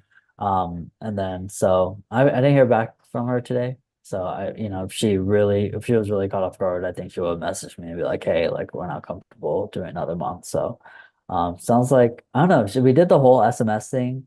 I saw quite a few people like responded. I have no idea if they, if she got any bookings or sold any packages and stuff, but I really do want to know. Yeah. You did the right thing. You did the right thing in terms Yeah. Cool. I don't know. We'll see. I guess Yeah. we'll just she gets around to filling up her Excel sheet or whatever for you. Yeah. But other than that, I mean, just kind of playing it. I think hopefully with the ads picking up, I can start closing. I hope like with like my 2 trips this month, I hope I'm not like mentally trying to like, like hold my punches and stuff, but like just sell them and then figure it out. But I think ideally I would like also I like kind of plan to block off like my mornings, on my trip to like take care of stuff, but for the most part, ideally like we don't want to like be stressing while I'm like out and stuff. But I'll figure that out, I'm sure. We spoke about this. I mean, dude, if you feel like, ramping down ad spend, ramp down ad spend. When's your trip, by the way? So I'm going on a weekend trip on like the 11th to like the 14th, and then I'm also going to like Switzerland like 24th to like the 5th of next month. Okay. Yeah, it might be worth just ramping down ad spend, man, so you don't stress out. Yeah, maybe for like a week, I'll like kind of see if I can close anyone, and then maybe slow down a little bit. Don't stress about it. It is what it is. Go live a little. Enjoy your time. You deserve it. Yeah. Thank you. Appreciate that. Cool, man. Well, we'll talk more. We'll talk more about the, Yeah. all that stuff tomorrow and kind of catch up on everything. Cool. Sounds good. All right, man. MJ, you didn't play any questions here. You must know everything. You have all the answers. So I mean, I'm currently still just working through. I think I had the initial week, so yeah, during that time I had just pretty much gotten a new brand set up. So like I designed the logo. I guess I had a little bit of some time, so I designed a logo, made everything and launched a completely new Instagram, put some content out there, just to start. And so I got to fix the issue with Go High Level not working. The last I messaged about it, so it's working now, and I'm kind of like just working through the week 2 part, which is just building the funnel and launching the ads. So I'm currently just literally putting the forms through and connecting them to the funnel. And so I'm just working through week 2 right now. So I guess I'm kind of like a week ahead based on the document so far. And I know I had a bit of time last week, and I ended up creating my the creative for the story and post ads until I saw that, oh yeah, there's a file I can download. I'm like, shoot, now I kind of have mine, but I'm like, I guess do I do I stick with mine? Because I mean, it doesn't really matter. But I'm like, oh yeah, I used the brown colors and everything. I made it look kind of like on brand. I'm like, yeah, I guess I could choose between the two and go that way. But yeah, that's kind of where I'm at right now. Good. Yeah, I mean, when it comes to creatives, if it looks the same, then it's probably fine. Like if you slightly tweaked up the color or whatever, that's fine. I noticed when I created actually like that photo worked way better than running a video ad, actually. So that's the like as long as it's a very simple photo, as long as it's very similar, you should run yours or mine. It doesn't really matter. It's not that big a deal. I'm glad to hear that you're already getting ahead of the game. I know time is a big thing for you. Um, how are you feeling? I mean, based off of the beginning of our call today, it sounds like you are pretty much in cruise control. You're feeling okay about stuff so far. Yeah, so far so good. Like, again, literally, like, just I keep coming back to it because it really does help my brain, like being able to see this, see what week I'm at. I'm like, okay, this feels like week 2 for me. I have the video that is literally the next action that is right in the important videos that you've put in. Watch that, go right to the place in the course that I need to take note of. Watch those, come back to the Loom video if there's a next step. If there are more courses from there, I go back to where it says to watch the course, watch that, and that's kind of like, what I've been doing. So I know where I'm at in the Loom video is literally completing everything from that technical part with building the funnel, making all the forms good. And probably the next video for me should be like registering a domain and whatnot. So because I already, spent the initial week thinking about a name, and I had some time to do that, so I was like, we can spend some time here, and I have a name. I think it's free. The domain is free, and I can pay for that, and kind of like just plug everything through that. So yeah, a little bit of cruise control, just going through all the steps right now until I hit my first roadblock, but I think I'm good so far. Until I hit Yeah. the first. Wisely said. Wisely said. Yeah. When you do hit that roadblock, it might be a tech thing. I think that's what it will be. It usually is. There's like, usually people get stuck up on the calendar part, like the calendar. But whatever it is, just let us know. Don't be shy. And Mason, he's happy to help you out with that and hop on a call if he needs to hop on. Like that's what we're here for. Don't be shy. At the end of the day, we want you to get through as fast and as painless as possible. So that's good, man. Music to my ears, man. It sounds like everything's smooth control for you. So I guess next week do a better job of coming with better questions, I guess. I know exactly. I know, right? Yeah. I was like, what do I ask? I haven't, I haven't even gone to a place to have questions yet. So I guess hopefully by next week I'll probably have.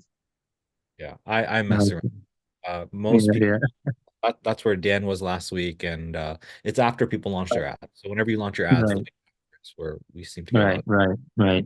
So what's usually like? So I know the is it the calls on Monday, Wednesday, Friday? So what's expected of me on like a Wednesday and a Friday as well? I think I kind of forget what you had mentioned there.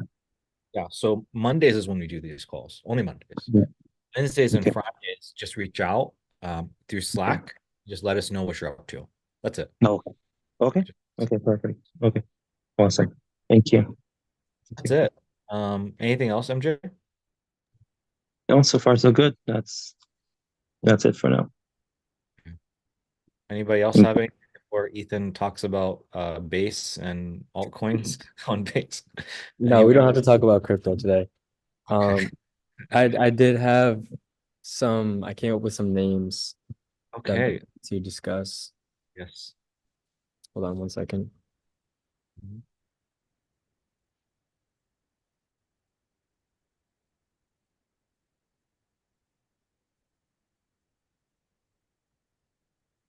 Okay. So I try to get as creative as possible. I worked with ChatGPT, my homeboy, and you want me to share my screen? It's actually not that crazy, but so I have Wedding Wizards. That was the first one. nice rhyme, has a nice rhyme to it. There was Wedding Creator Collective, which I really, really liked. And this guy is not established whatsoever. When I looked it up on the internet, nobody else had it besides just the school. So I'm thinking, yeah, like there's this. I don't know how or what you would suggest if somebody's already using a name similar to it. Wedding Motion Mastery, that one flows off the tongue pretty smooth. Wedding Film Whispers, that was all ChatGPT. I don't take no credit for this one.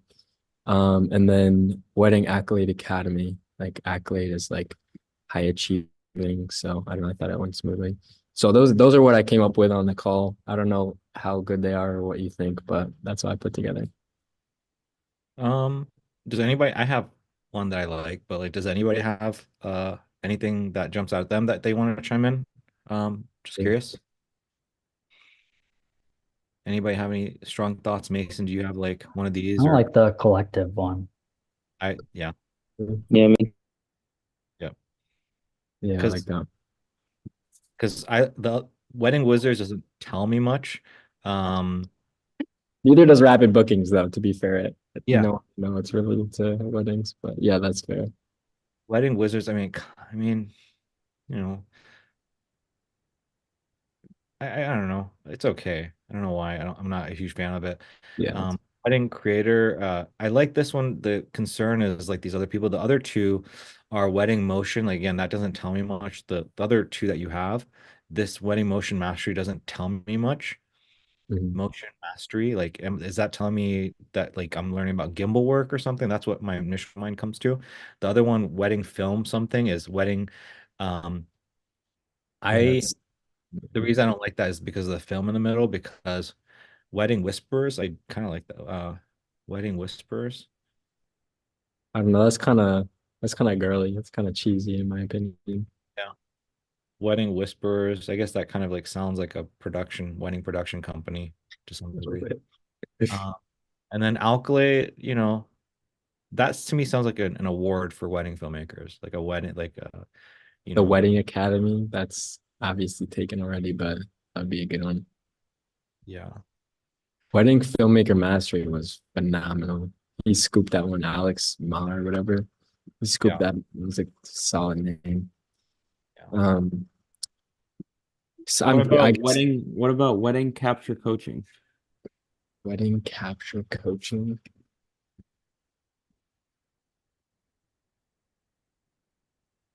I don't know off the tongue as well, though.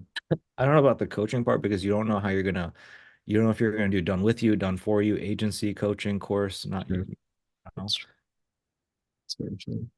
I don't know. I guess I could look into Wedding Creator Collective, but I mean, there's this guy. I don't really think this guy with 3, it's public and bro has 3 members, so I don't really know how.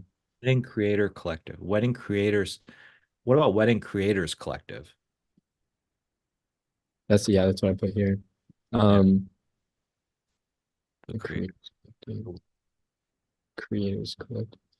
Wedding Collective. Yeah, doesn't look like that. Wedding content creators. Yeah, it doesn't look like there's anything by that specifically. Yeah, Wedding Creators, and it's a collective. When I hear collective, it's like a group of people. Community. Yeah, Wedding Creators, so it's not photography, it's a collective. Yeah, I like that one. Yeah. About Weddings for Real, but real is REEL. Weddings. Dude, I literally had somebody follow me whose Instagram was something like that. It's like, Oh, here's what it was. It was literally, okay, here's what it was. What is your real story? That's funny. They do Wedding Double Creator play. Village. Village. I think I've heard some. I think there's a stock picture site that's called Village or something, but I guess I can. I mean, I'm not gonna get hit with any like copyright infringements. I don't think. My only thing you got to worry about is this: domain, Instagram, Facebook. If you can get those 3, nothing else matters. I was trying to get Instagram.com/Koshik, and I saw some dude on it who hasn't posted since 2013, and I was pissed off, man. The worst. I actually the guy who has, so my username is Ethan R. Hill _. I reached out to the guy with Ethan R. Hill, and I was like, yo, like this was back when I was really big on TikTok, and like I was getting a lot of traction. I'm like, yo, can I buy it from you? And he blocked me. And so I reached out to him on my other like private account. And I'm like, yo, like, no, hey, like I'm just doing this. I'm trying to make money. I'm trying to like build up a brand. And he's like, don't contact me ever again. I never want to hear from you. It's disrespectful, blah, blah, blah, this and that. And like I was like, come on, man. Like I'll whatever you want. Like he was some like filmmaker. Actually, it's kind of funny. He's also a filmmaker, but he does like his content is like he has like 127 followers. Like go look at his account. All of you guys go look at his account right now and tell me if you think his account is cooler than mine. Like, Pull it up. You can pull it up. oh yeah, actually that's true. That's very This true. is it's like Well, bookmark. actually, I can't. I don't think I should be able to because I'm blocked.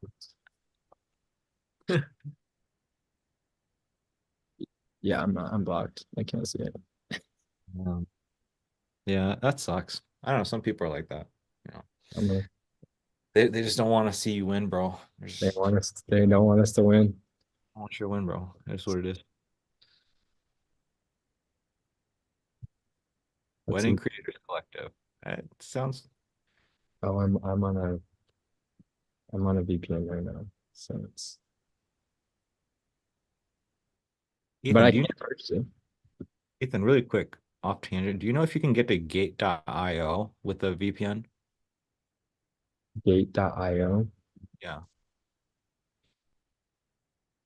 Oh, the exchange. I haven't been able to. I'm assuming the KYC. Yeah, I wasn't able to. Unfortunately get out. I was able to get into a few other really good ones though, because sometimes it's hard to buy some of these. Like Bing X, MEXC, and CoinX have been super, super valuable for me. But yeah, not for IO, unfortunately.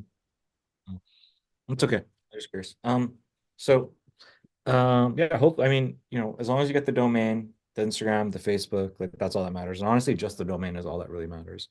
Yeah. Don't matter as much, but cool. What else you got for us, Ethan? That's it. I'm just gonna get rolling on that. Probably set that up tonight and get those ads rolling and book out my calendar with tons of calls. And I'm gonna close a deal this week, 2 next week. It's gonna be crazy. Yeah, you got some competition. Adam and Tony beat your record. They closed 3 deals today. That's crazy. I haven't watched their video yet. I was in class, but I'm excited to see. That's crazy. That's really good for them. That's awesome. Yeah, they've been crushing it. They're getting like $20 bookings. It's insane. So point is, man, we got to see 4 from you. And then you can take the leaderboard again. 4, oh my, that'd be crazy. That'd be like 20 grand in a day. That'd be pretty sweet. That'd be pretty sweet. You can maybe build like a live webinar where you present and do a whole 3-4 day pitch, and there you go. You got your 4 sales in one day. It's possible. Definitely. Fingers crossed. We'll get there by July.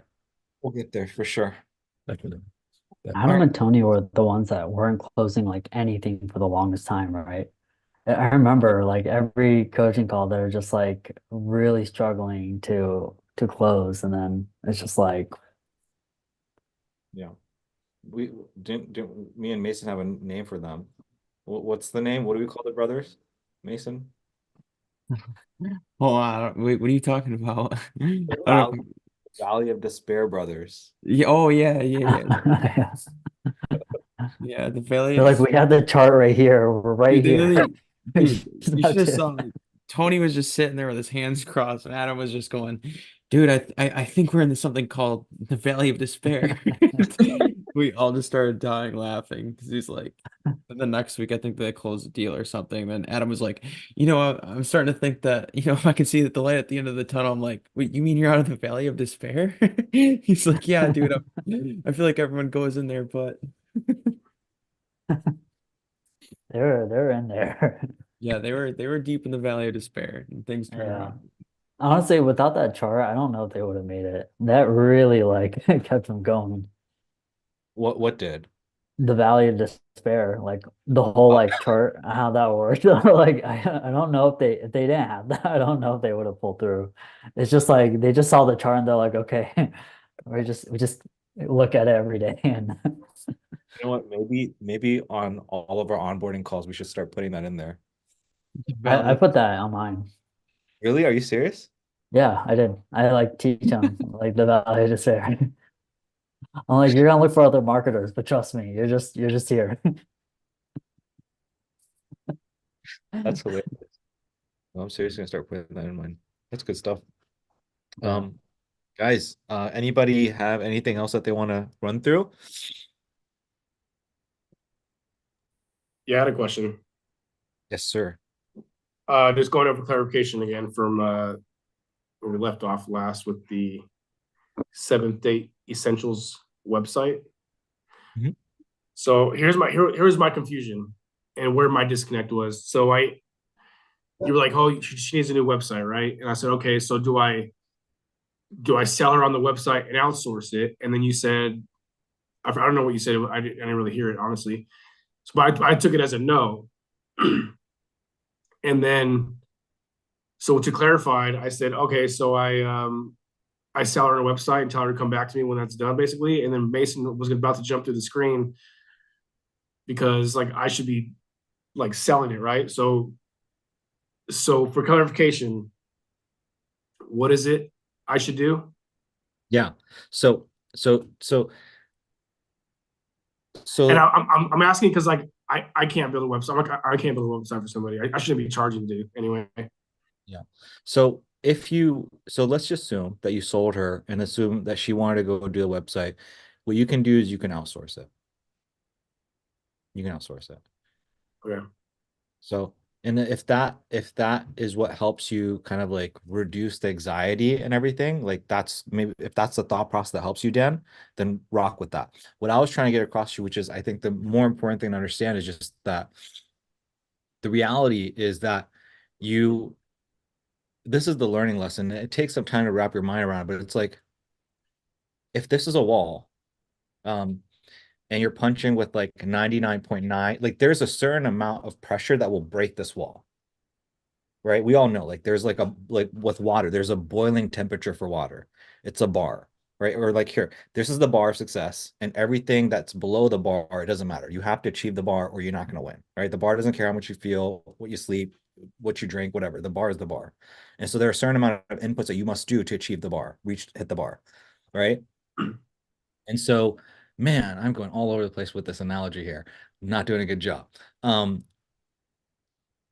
Let's go back to let's go back to the wall. So if it requires 100% of your efforts to break the wall and you use 99.5% of it, you're not going to break the wall, right? And so what I'm trying to get you to understand is like focus on just breaking the wall. The wall in front of you is just to close a deal. It doesn't matter how you get the results, you outsource, you not outsource, and all that stuff. And the reason I'm saying that is because if you think that way, what's going to happen is you might on your sales call, you might say things like, oh, like you might think to yourself, you might like not sell it as hard, is what I'm saying. Like, how would you, like, let's say you were her. What I would say to you is like, I would sell the shit out of it. I'd be like, hey, look, this is what stands between you and the dream that you want. Here's what we're going to do. We have a world-class team of 20 people, and all we do is build out sites that look just like these. You see this competitor right here? Well, 3 of their competitors we created. I'm just pointing out my ass here, right? But what you have to understand is like, I know that you want that thing, so I'm going to sell the crap out of you in order to get the sale from you, right? And so what I'm doing is I'm hitting it 100%. What I'm saying is that if you get focused on like, but I don't know if I can deliver the website, I don't know if I can do, what you're not going to say is you're not going to say those kinds of things I said, which is, hey, we built all these sites and we did all this stuff. We have a team of 20 people. You're not going to say any of that shit because you're afraid to say that. You're like, that's not me. That's ultimately what I'm trying to get at. And I don't know if I'm doing the best job using the words here to explain this to you. I get it. Okay. Does that help a little bit or doesn't help? Yeah. The point I was trying to make. Yeah. I was just confused, guy, because I thought you were saying like, oh no, don't worry. Because when I said, oh, I'll outsource the website, that was my first thought. It's like, I'll just do it that way. But then you said, like, you were like laughing, so like, oh no, like don't do that. The part we were laughing at is when you said, should I tell them to go get the website built and then come back to me? That's what we were laughing at. Do you understand why?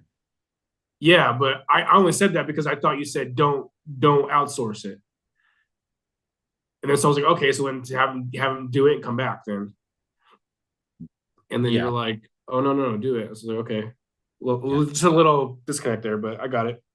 Okay. Yeah. The reason that Mason was about to do this grade is because you were refusing to take money. That's the thing. Accept money. You are a magnet, and you are the strongest freaking magnet in the world for these dollar bills. That's the Got it. understand. I got it. I got it. You feel solid on what you need to do moving forward? Yeah, I'm actually gonna be talking to a buddy, who I'm gonna outsource it to. I'm gonna talk to him right now, actually. Okay. So if I were you, I would not do that. Well, You can- he's okay. So sorry. Go ahead. No, you can do that if you want, but it's like, remember, that's not the important part. What happens after this is not the important part. Like, what if you close the deal? And I don't want you to think too much, but let's say you close the deal, right? And I might tell you, like, yo, Dan, like, there's no helping her. So you just sold her, she just paid you $500, but the reality is that you can't really help her. What I need you to do, Dan, is like what I would advise you to do is just refund her the $500 and tell her that you got busy and you can't take her on and you got to do this other thing. So if that happens, then what's your buddy gonna say? Your buddy's gonna be like, yo, fuck you, Dan. Isn't I it? see. Yeah. Okay. It's like don't. I would not. Again, it's like focus on the task. The focus on the task is just like closing the deal. What happens after the deal is closed, we'll worry about that later. Does that make sense? We'll worry about everything that happens after the deal later. Just worry about all you need to worry about is how do I get her to transact with you? That's it. Nothing else after that matters. Does that make sense, Dan? Yeah. Okay. Other thoughts? No. It's a little confusing, man. I know what we do Yeah. here. It's I'm like watching videos over and over again, especially like the I don't even know what title it is, but I'm just like I honestly just have it on the background like just all day just so I can like absorb it. What are we talking about? Do you remember? Let me see the one you told me to read is or watch how to book the maximum number of sales call. Yeah, that one. Yeah. Yeah. It's a dense one. There's a lot in there. I know. So I'm just like just listening to it really. Oh man, I feel bad. It's like you're being tortured, man. I'm sorry. No, it's all good. I mean, to me, it's just funny because I thought like once I got here, oh, now it's easy. Yeah, you remember that? Yeah, and now I'm here. I'm like, shit. Yeah, shit, Dan. Yeah, when's the shoe gonna drop? Here you go, motherfucker. Yeah. You're just waiting in line with your tickets to the Valley of Despair right now, buddy. You already got your tickets. You're just waiting for your turn. No, man. Hopefully I don't go there. Oh, just have fun with it, man. Have fun with it. As time progresses, I know we sound like a broken record, but it makes more and more sense. You just do more reps, it'll make more sense. Yeah, man. I'm just enjoying the journey, to be honest. So it's all good. Cool, man. Well, if you have questions, I know Mason's threatening to jump out of the screen at you, but like, there's no such thing as a silly question. Please ask them. We're here for you. Okay. Oh, you know what? I'm gonna have to. I think Mason and I had a call about this, but I don't know what happened. My calendar is just like not working. As far as like I went into like I was on a call and I tried to book her, and it just and then I see in the Go High Level website, whatever, like under like the text messages going back and forth, I see her get a text, but she's saying she never got anything. And I don't know how to check the emails to see if it went through the I'm like, I gotta check that out again. I don't know what's going on. And then I try to do it for myself to like try to book something for myself, and it wasn't going through. That I don't know if you like, that's not something, I'm not an expert in that particular field. That's definitely something that maybe you and Mason can work through. If Mason, you want to message him after this and you guys can coordinate a time, or if maybe if it's a quick thing, Mason, maybe you can hop on and help him with this right now. I don't know if it's a quick thing or not.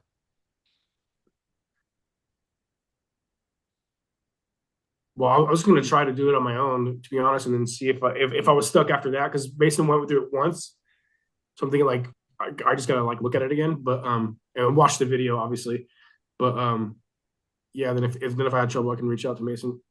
Yeah, that works. Aside from that, did you have any other questions that I could help you with, or? No, it'll just be a late night for me preparing for tomorrow. So Yeah, keep us posted, man. We'll be here. it's like I don't, but I was thinking like, man, I miss my 9 to 5. I'd be out like just 9 to 5. That's it. Yeah. Yes. We work 60 hours so we don't have to work for somebody else. Exactly. So it's all good. And then eventually, guess what? You have $10,000 days like Adam and Tony. You just gotta get through the valley of despair, and then you'll get there. So. Yep. All right, guys. If that is everything, we'll see you guys here next week. Sounds Okay. good. Thank you so much. See ya. Peace.